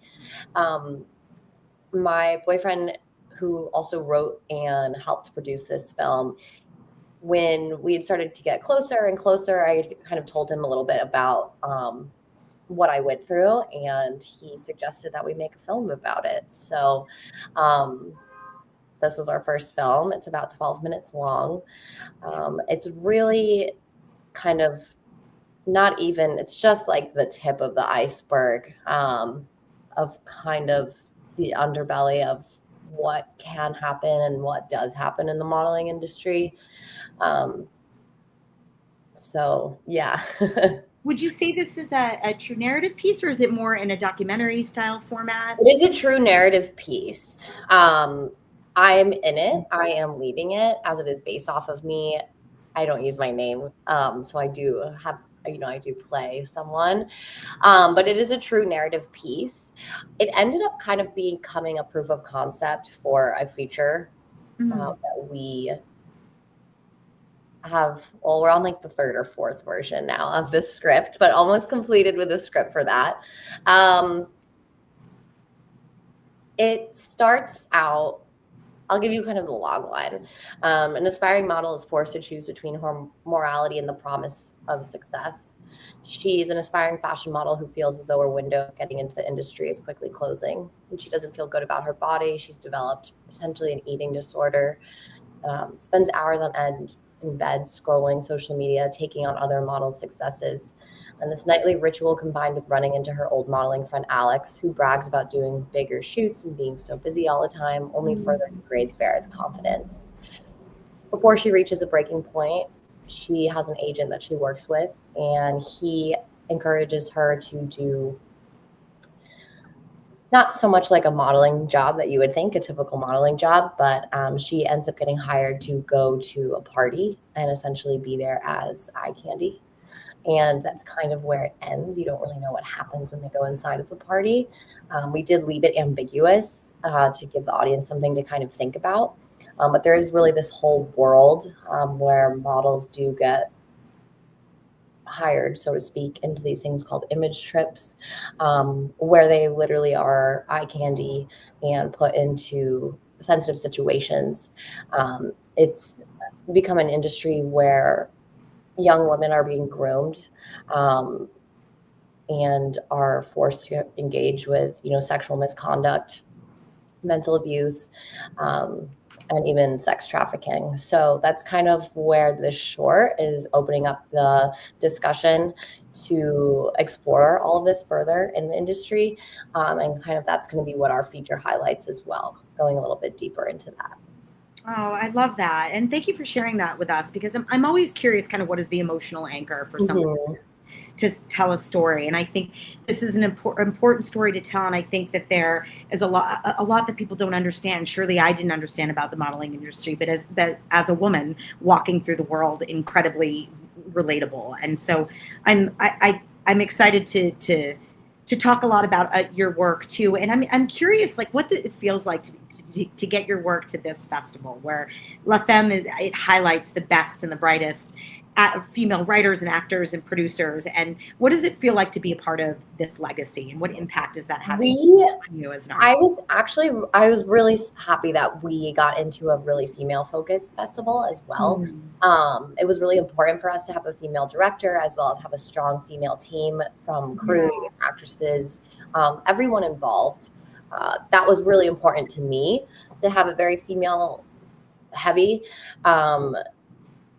And this was the last film festival that we actually submitted to and got into.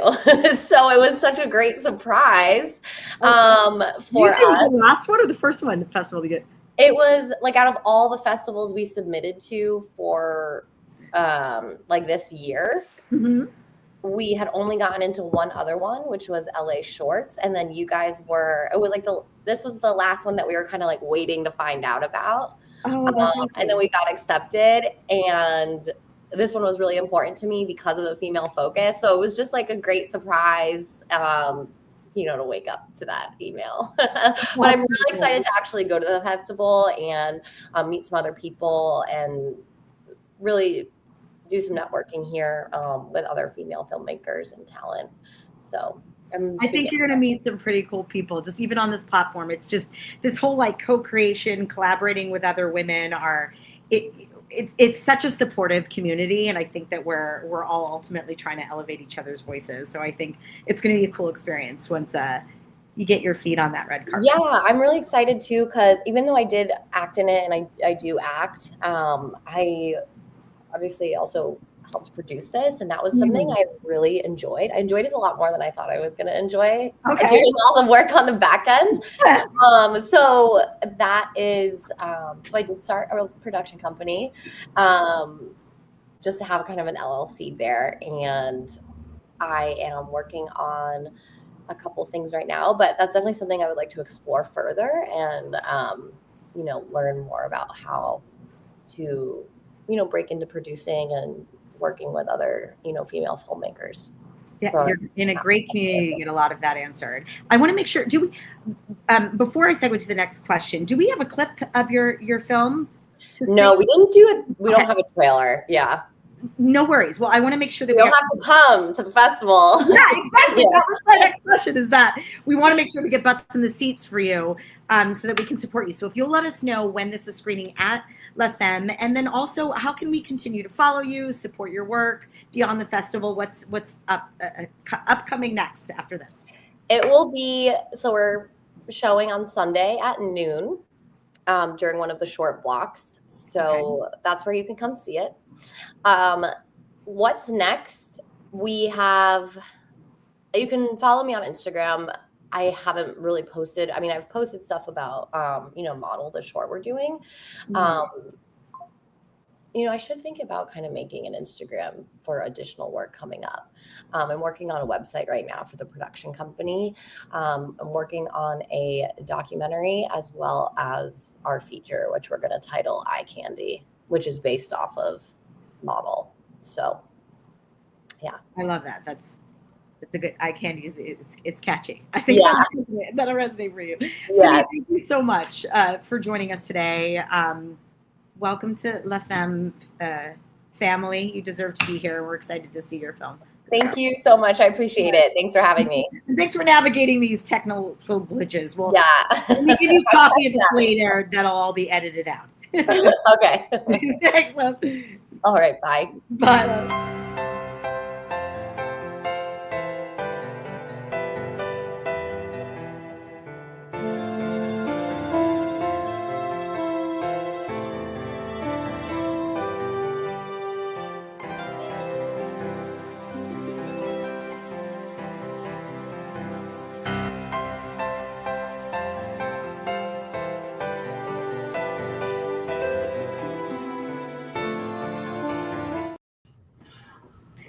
Hi, Jane. Welcome. Hi, Renee. Thank you for hanging tight in the queue there. Sure. No problem. I'm so excited to talk to you. Thank you. This is from what I understand, your first feature documentary film. Is this true? Tell us about your film, what it feels like to be in this community at the festival here. Well, it's first of all, thank you for taking the time today, and it's just an honor to have been chosen. Our film is called Saffron Robe. It's a full feature documentary, and we're just so excited. I'm the director and producer and writer, and I have a partner. She is also so excited about this, having been a producer and writer on the project as well. And so we're so happy to be involved in a film festival that really highlights and features women filmmakers. It's just, it's just great to be part of this community. Well, we're glad you're here. I'm curious if you'll talk to us a little bit more. From what I understand, this is the story of a Buddhist monk that builds a school in a communist country. I'm curious, what was your pull to this subject? What made you feel like you were the right person to tell this story? Well, I wondered about that myself. I actually, about a dozen years ago, took a trip to Laos, and I was introduced to this world of Theravada Buddhism, and particularly this Lao monk who is on this incredible mission. You might say almost Herculean effort to try to open a school and run a school for young novices. So it's only a school for boys. But it was very interesting being both a female director and a female producer that we were sort of steeped into this world of a very male world. It's all the monks, of course, are male. All of the students and novices at his school are young boys. And so we sort of had an interesting perspective coming in as women, which they don't have too many around at that school. They were all more curious about us, I think, than we were about them. But we just were so privileged and honored to be sort of let into this very kind of small circle of a community there. Not too many people go to Laos, particularly from the West. I think we as Americans don't know much about Laos, and yet our country had a a huge impact on Laos during the Vietnam War. Wow. And we left a lot of scars there during what was called the Secret War. And this Abbott, our story, is part of that. It's about this country coming out of these very dark years of war and revolution, and his effort to bring some of the traditions back that were being lost because of the fallout of the war and a new communist regime. So, wow. Was there a moment during production that kind of surprised you or shifted how you continued to tell this story? yes, we were always kind of on guard because we went into Laos, which, as I said, is a communist country, without necessarily a filming permit. We had been invited to come and film the Abbot in his school, but we had challenges getting the government approval, and so we chose just to sort of wing it, really, and go in and see how much we could get done and how far we could go with this story. And so everything was a little bit of an obstacle, and just working within a culture that was so different than ours. But their customs, their traditions, of course, their language is all so different from the West and from America. And yet we sort of had to learn how to take it really, truly one day at a time, which is very much part of the Buddhist philosophy, in terms of just being open to whatever might, come next. And of course, as a documentary, you sort of turn on the camera and see what happens. We couldn't really script much at all. It's so interesting to me. I feel like, each film that I've watched and each filmmaker that I interview, there seems to be like a creative heartbeat to everybody's vision in their film. And I'm wondering if you'll talk to us about what you feel like the emotional center of this film is for you and for your audience, or what it will impart on you. Right. Well, I think our main character, this Buddhist monk, who's actually a very important abbot in northern Laos, and he's very well respected, and he really is sort of the heartbeat of the film, and it's his relationships with the young officers that he's doing whatever he can to educate them, because otherwise they wouldn't. They're from very poor villages in the mountains, and they wouldn't otherwise really be able to receive an education. And so his effort is just it's just incredible to watch, and yet he does it with such dignity and grace. And I think I was just so moved by that effort to try to this effort at education, and the idea that it can uplift people. I think here in this country we often take education so for granted. Most children, not all, but most children have access to a good, if not a great education, and they don't have that opportunity there. And he is doing what he can, with or without the government's approval, to try to educate children.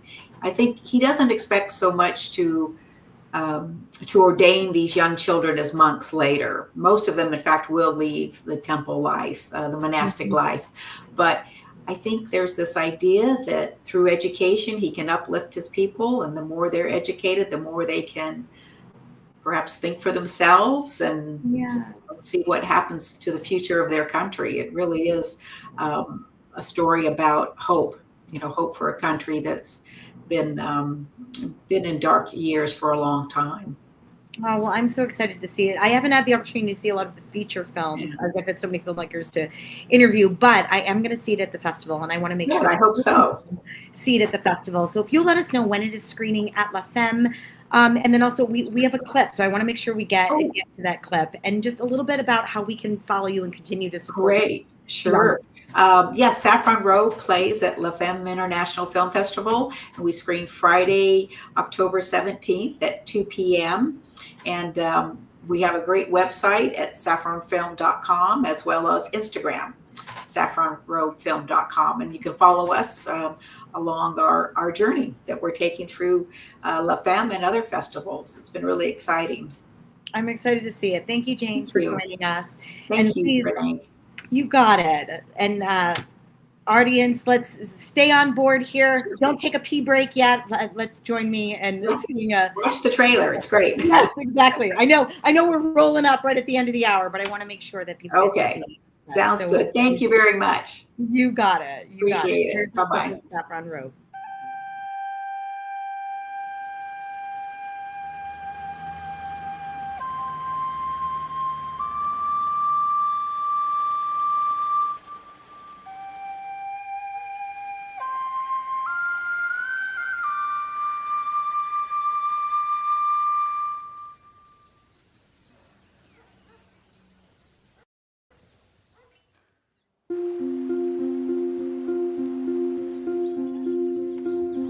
มันก็มีความจำเป็นที่อยากให้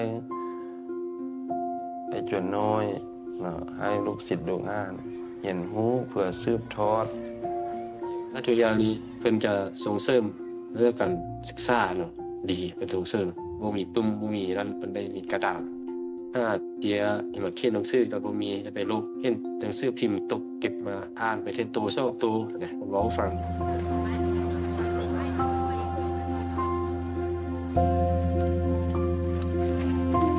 พระเจ้าบ่ได้ซ่อนฮอดเดือนฮอดดาวพุ่นดอกเนาะซ่อนอยู่ในเฮานี่แหละ คนสำคัญในเราจริงใจเฮ็ดจริงใจทำจริงใจช่วยเพิ่นด้วย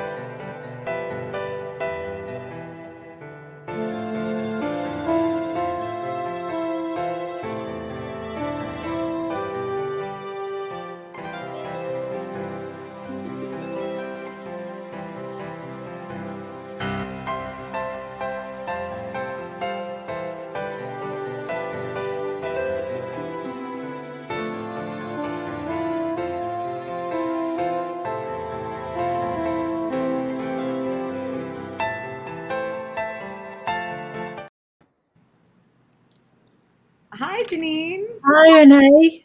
Thank you for joining me today. I'm so curious to talk about your film. My partner does Gilded Ages tours and is fascinated with this time in our history. So I'm curious to talk to you about your film. What inspired this story? What was the personal spark in your life that led you to telling the story, and how it feels to be here at the festival?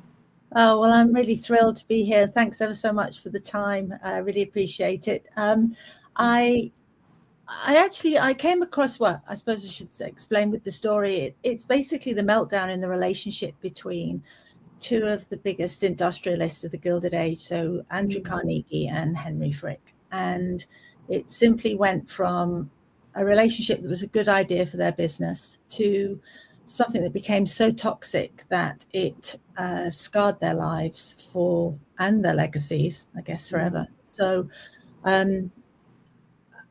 it was something I had no experience. I mean, I'd heard of Andrew Carnegie. I actually was working in New York and went to the Frick Museum and saw all these names. I was working in financial services at the time, saw all these names that are, the JP Morgans of the world.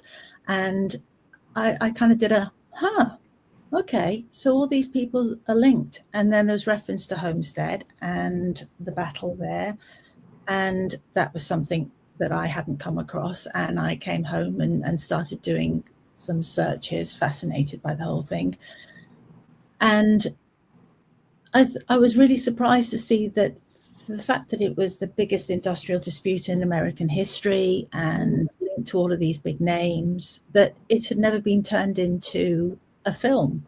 And I was really surprised, and I thought, well, there you go, Janine. There's a reason to learn to write screenplays.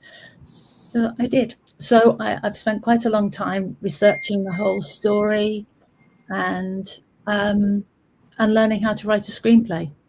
So it's been percolating for many years, and it's sort of got to the stage that it's got to now. It's gone through a few competitions and things like that. So I feel like, whilst there's always chance to improve it, that I've kind of, yay, got there, at least on a basic level. So yes, that's where it came from. So, oh, I love that. How would you describe your storytelling style? Has it evolved while you were kind of shooting this project, or? Oh, hugely. I mean, when you think of a lot of writers that I talk to start with a short, and I've just gone straight in with an epic that covers 38 years. And, there's so much to read about it and so much information. So there I was learning about screenplay writing and at the same time exploring this sort of huge story. And it just changed. It kept, like, where'd you start? Starting in one place and then running to a dead end. I didn't get to a point that I could move on to the next thing. And I mean, I've had ghosts in it telling stories. I mean, it's just quite ridiculous the number of times that the story's changed and the number of drafts it's gone through. But I haven't, it's not been a sort of linear thing, because I've started other stories, and from doing those other stories I've learned, and that's helped me to go back and find a solution to a block that I'd come to in terms of, how do I tell this? How do I get from point A to point B? There must have been a conversation. What was the conversation like? So it's been bubbling away in the background, and I've tried other things, other stories, and progressed them at different levels. And it's been my sort of baby in the background that I've just been working on. And so thoroughly enjoyed it. And need to say, when the Gilded Age television program came on, I had this panic, thinking, oh no, for all the time I've been working on this, somebody's beaten me. That is so funny, because my partner said a very similar thing. She's cultivating a story around this age too, and it was the same thing, like, somebody beat me to the punch. And I heard somebody say to me once, there's been over 55,000 people who've captured an image of the Empire State Building, and each person is telling a different story. And I think that says a lot about the stories we're trying to create. So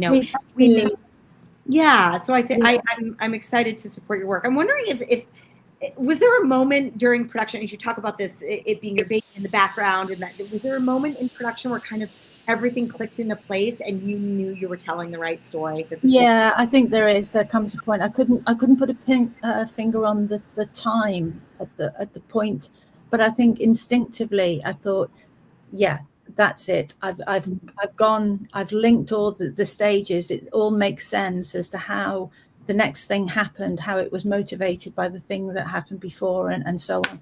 And yeah, there definitely was, for all the time that I thought, where am I, how am I going to get from 1881 to 1919 and not kind of have an audience falling asleep. I mean, it's 112 pages long, and it's action packed. And I think there was a moment when I thought, yeah, I'm most definitely open to people having giving me notes and giving me thoughts on how it could be improved. But I feel like I've taken it to where I can, knowing the story and doing the research and reading all the source stuff. So yeah, definitely. And I think that's a fascinating thing about telling a historical story, where it's not entirely down to your imagination, because you have to be fair to the story and try and be as reasonable and as sort of true to it. And then you hit roadblocks where the information just isn't out there. It just wasn't recorded. The emphasis wasn't on something, and so there's this hole that you then have to fill. So yeah, it is an interesting point to get to, of that. Yeah. Well, I'm so glad we've had the opportunity to talk to you. Before we leave, I want to make sure I ask you one more question because I'm curious, like, what would your advice be? You have such an interesting story of like how you came to your ideas and kind of allowing you to have that that impulse to create as opposed to asserting your idea. And I find that riveting. And I'm just curious if you have a piece of advice for emerging women in film. I think you have to go with it. You just have to. If you feel it, if it's in you to do it, because it's a long road and it's a hard road, and you have to believe in yourself. And if you do, then I imagine the rewards are fantastic. I mean, I'm not at the end of a journey where this is concerned to a great extent. It's just the beginning. But I'm excited for it, and I'm excited for the possibility of it becoming a thing, and that is worth the journey. And if you've got it in you to give it a go, then I would hope that it would be as exciting for you as I feel it is. And it's a great community to be part of, to be sharing with. And that's a great thing to have, I think, in your life. We're grateful to have you, and we want to make And sure. thank you very much. You got it. We want to make sure that people come and support and see your film at the festival. So before you leave, will you let us know when it is screening at our festival to make sure we get some It's still in the screenplay form. Yes, I'm part of the screenplay contest. So it's unfortunately not yet on the screen, but fingers crossed. Well, I love that. Well, we want to make sure that we continue to follow you and support your work because it will be on the screen. So let's let us know a little bit for what's next for you for this project. Then, how can we support and continue to follow you in this process? Well, I'm looking to find a home for it with a production company. Just as I've gone steaming in and written a feature rather than a short, it's sort of a challenge to find something, and it's probably a pretty big budget, which makes it that much more complicated. But ultimately, that's what we're trying to move it towards. And and any interest, any curiosity from anybody, be so hugely welcome, and happy to share more information if it would help. And see where it goes to. So yeah. Well, thank you. We're so excited to continue to support your work. Thank you for taking the time to chat with us today. No, thank you for the time. Thank you. Really appreciate it. Enjoyed meeting you, Renee. Oh, you as well. And I'm grateful that you're part of this festival. This sounds like very important work. Thank you so much. Thank you. Take care then. You too. Thank you. Bye now.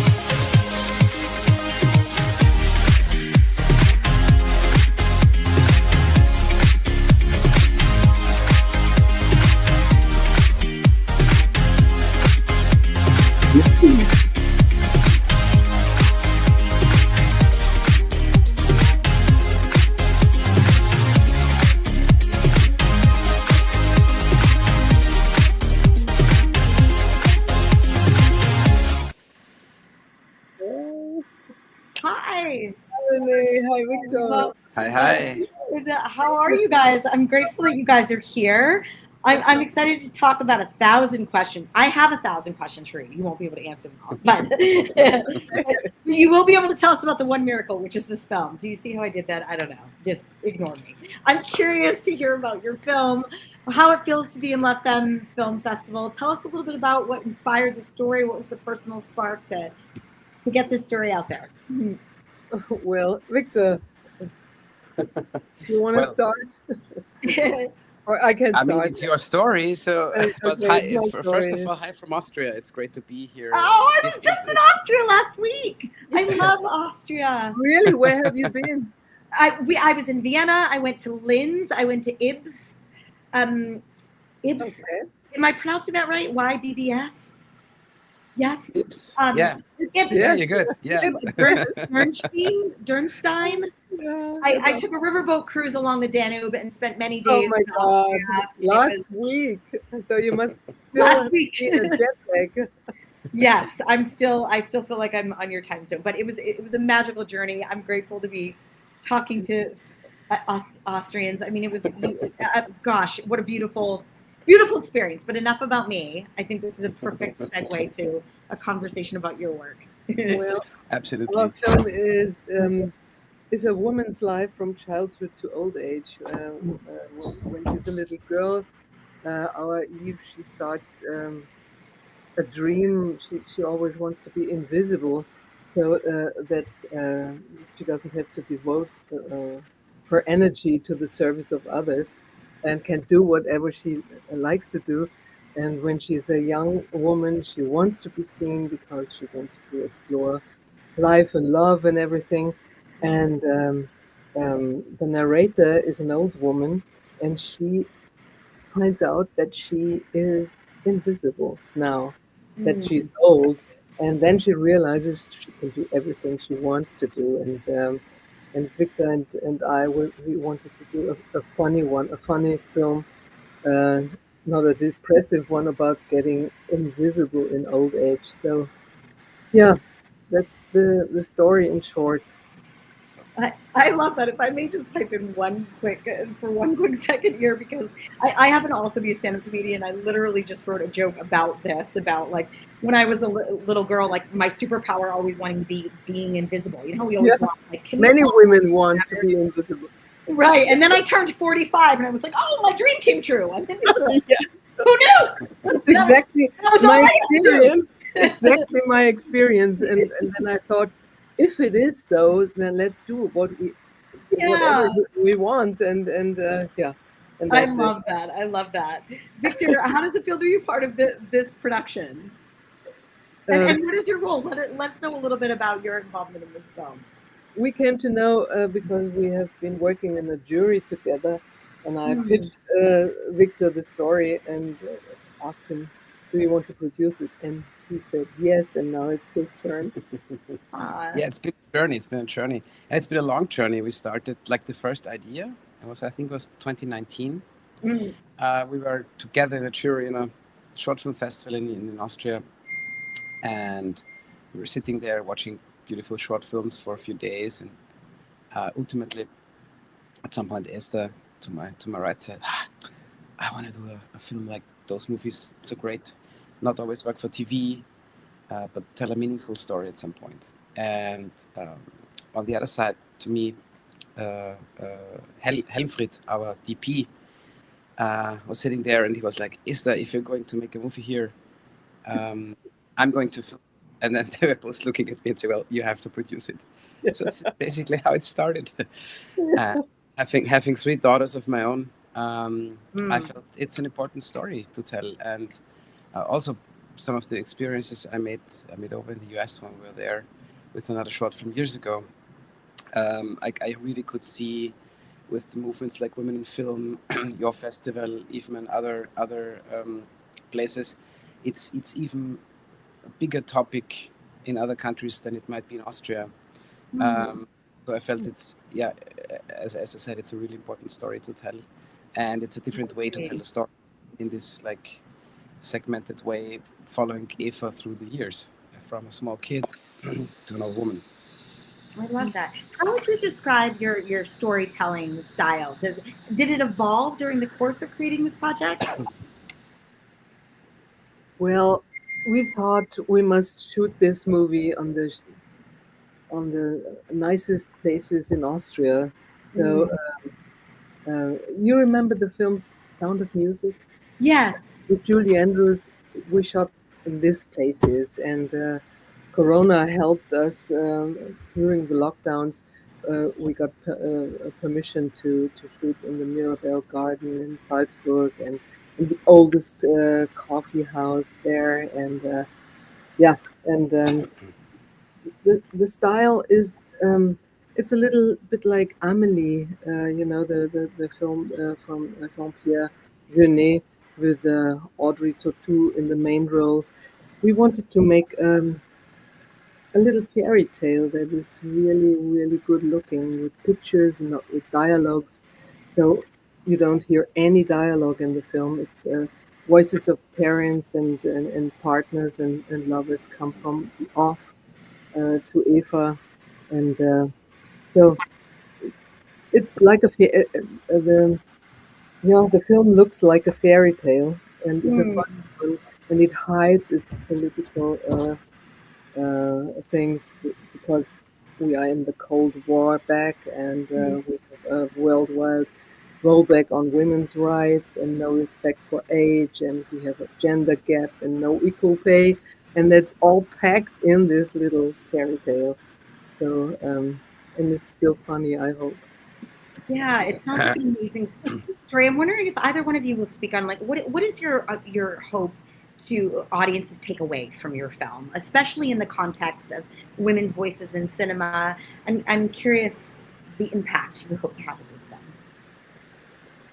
Well, women feel like in old age we can still be part of the game. We can still do whatever we want. We have to feel free and good looking and funny and take what we deserve. So that's the main thing we want to tell the audience. I also think it's important with this film to start a discussion. So we had our Austria premiere last week, actually, on the very festival the idea started off, and we invited, of course, a lot of people to come over, and there was a lady from Austrian government there who also supported the movie at some point, and she loved it. And the first thing after the screening, she said, "Well, are we allowed to show this in the Austrian Parliament?" So there's discussion starting now, and this is good because this means it has some impact, and it can have an impact. Yeah, I believe that it can, and I want to make sure that it has an impact at the festival. I believe we have a clip of your film. I want to make sure that we have time to get to that. If you let us know when your film is actually screening at the festival so that people actually see this live. And then also, before we segue to that clip quickly, how we can continue to follow you and support you guys after this festival. Yeah, you can take a look at our Instagram. It's Blaue Wunder Film, a very, very German and Austrian word. Maybe you can spell it out. And of course, we're happy if you guys come see it. To be honest, I don't have the screening schedule in front of me now because it's in the middle of the night here in Austria. But you might help us with that. I know it's the 17th. It's the 17th of October in the afternoon, but I don't know the exact time. You'll see it's actually scrolling on the bottom of the screen too, and you'll see it in the chat too. And it lets our audience know when the schedule is. So if you guys will just click on that link in the chat, you can also come and support any of these filmmakers and find links to when they're screening as well. So we'll make sure people are there. Thank you guys so much. I'm excited to show a clip here. Thank you guys for joining me and indulging me in some of my Austria inquiries. It was delightful. Thank you for having us. Thank you for having us. Amazing. Ciao. Bye-bye. Thank you so much. And here's a clip of that. Do fish love their parents? Do they know if they're boys or girls? And how do you open an iron curtain? Why can stones skip across water?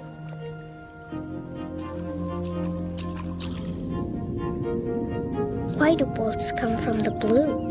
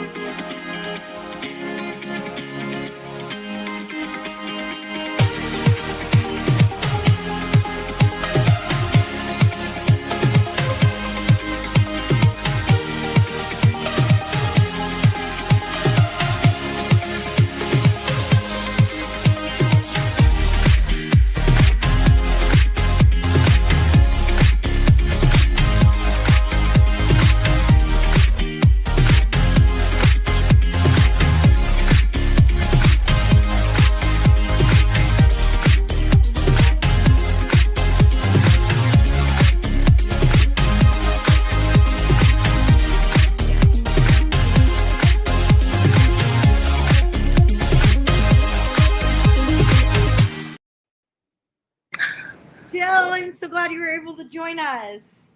Hello, can you hear me okay? I can. I'm excited that you are here. Thank please you. Tell us about your film. I can't wait to hear about this. It's about a formal child bride from a polygamous sect in Utah, and it turns into a fairy tale. You wear every hat, no pun intended, because you're wearing a hat in this film. The director, producer, you're the DP. Please tell me the magic of how this film came about and how. Oh my God.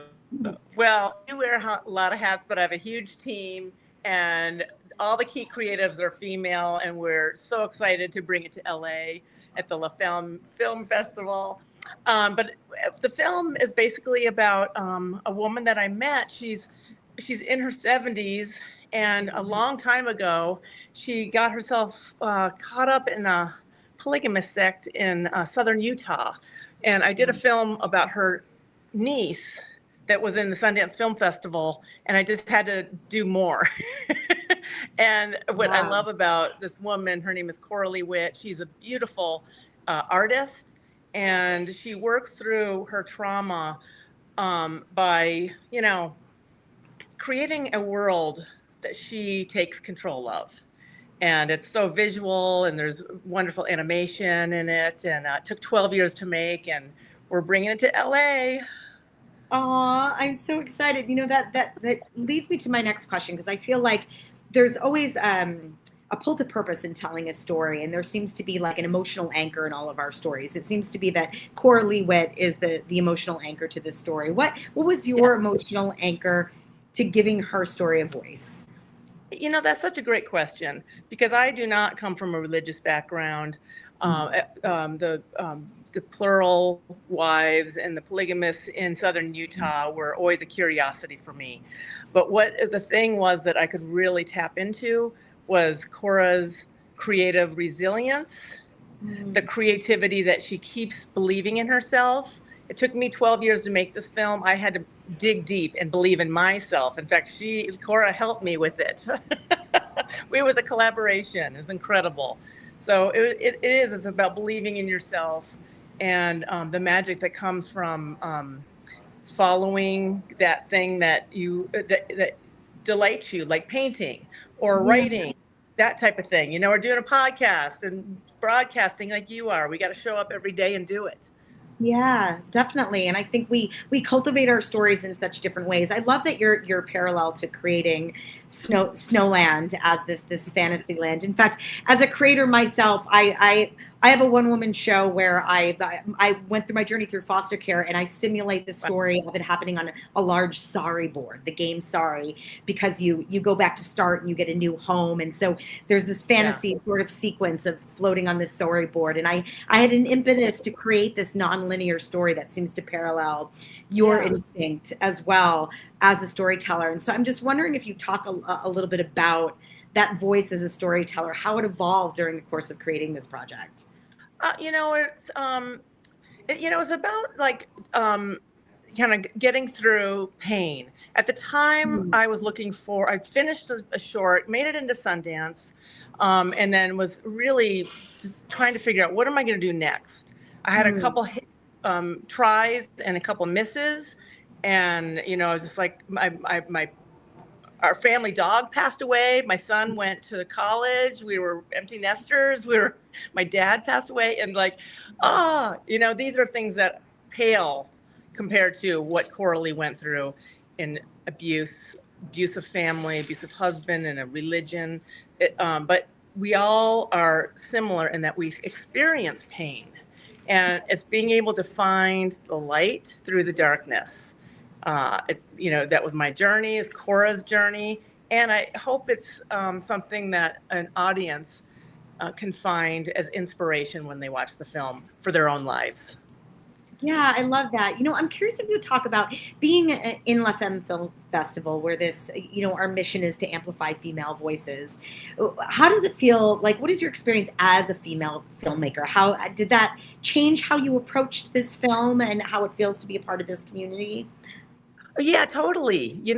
We're always, as a female, we're even today, or especially today, holy smokes, like just being, just can't get a break, and, with things financially and putting a project together, maybe, getting, certain opportunities. It just is always it always seems to be like in our, in our world that we just have to, climb out of it. And, that's how we get stronger, though, and that's why our stories that we tell are incredibly like powerful and resonate with people, because we are like getting stronger every day, every time that, rung that we, climb up with our projects and telling our stories. And telling stories are so important right now. And I think Snowland is has found a beautiful, light-hearted, joyful way of telling a story that's like, just so brutal at times, and it's a way that people can like hear it and see and go, oh yeah, I believe her. So that's more important now than ever. I love that. What do you hope that audiences take away from your film, and especially in the context of women's voices in cinema? Yeah, there's so many people that are so talented that are living in situations where they're always caring for somebody, right? Like women are always nurturing and caring, and we put ourselves second and third and fourth. I hope people will put themselves in front and go, I'm going to do that thing that has always been something I wanted to do. I want them to be inspired. If I like touch a couple people that want to write a book and move the needle for us women, wow, I've done my job. Yes, I love that. It's funny when I had the opportunity to interview the filmmakers for this festival, and I saw, there's like almost 200 films and 50 filmmakers signed up each day for the interview. And I had this pull where I'm like, as a woman supporting other artists, I have to watch all 50 films before the interviews. And it was like, and my partner's like, Renee, you haven't eaten, you haven't slept. And I was like, where's that moment? Because I'm like, I want everybody to be heard, and thank you for doing that. You're amazing. Wow. But as from human to human, it wasn't possible for me to watch all, 100 films before this. Yeah.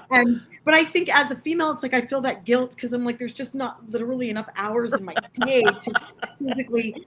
But the beauty is I get invited to the festival, and I'll be able to support you guys at the festival. But I share that experience because I think if I wasn't a woman and somebody gave me 100 films, I'd be like, forget it. Let's just whatever, throw them up there. I'll figure it out. And I'm like, I cannot wait. I can't wait to meet you. I actually need to hop on a plane right now, but I'm so looking forward to being at the festival in a couple weeks. Awesome. Let us know when you're screening at the festival so we can support you. Our screening is at 10 a.m. on October 18th. Okay, great. Yeah. Yes, I will be there. A lot of other people will be there. Thank you for taking the time to chat with us. And let's hear to a clip of Snowland. Thanks for being here, Joe. Wonderful. Mwah. Bye.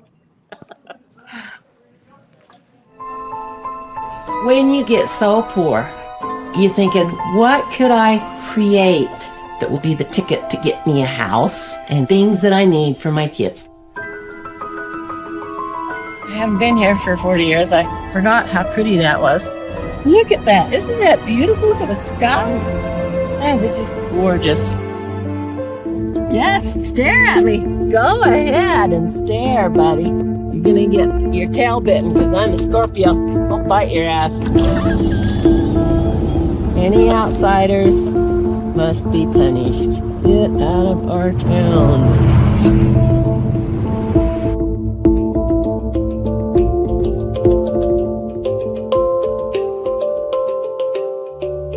My mom, when she would go through her ups and downs, she would go into her art so that she could be happy.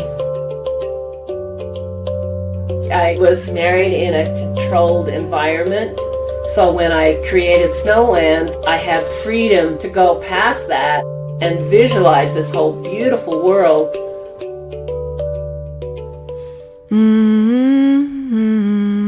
I met this guy named Richard. I was in 7th grade. In my naive mind, I began to think that I was in love with him. My sister wife, she was bedridden. I had 17 little kids I'm trying to take care of. It was just too much. I started noticing a few things that were a bit off. I took all the girls in my room. Every night I kept them by me, and I wouldn't allow my husband in. I'm telling you, there would have been a gun in the house. I probably would have got it and shot him.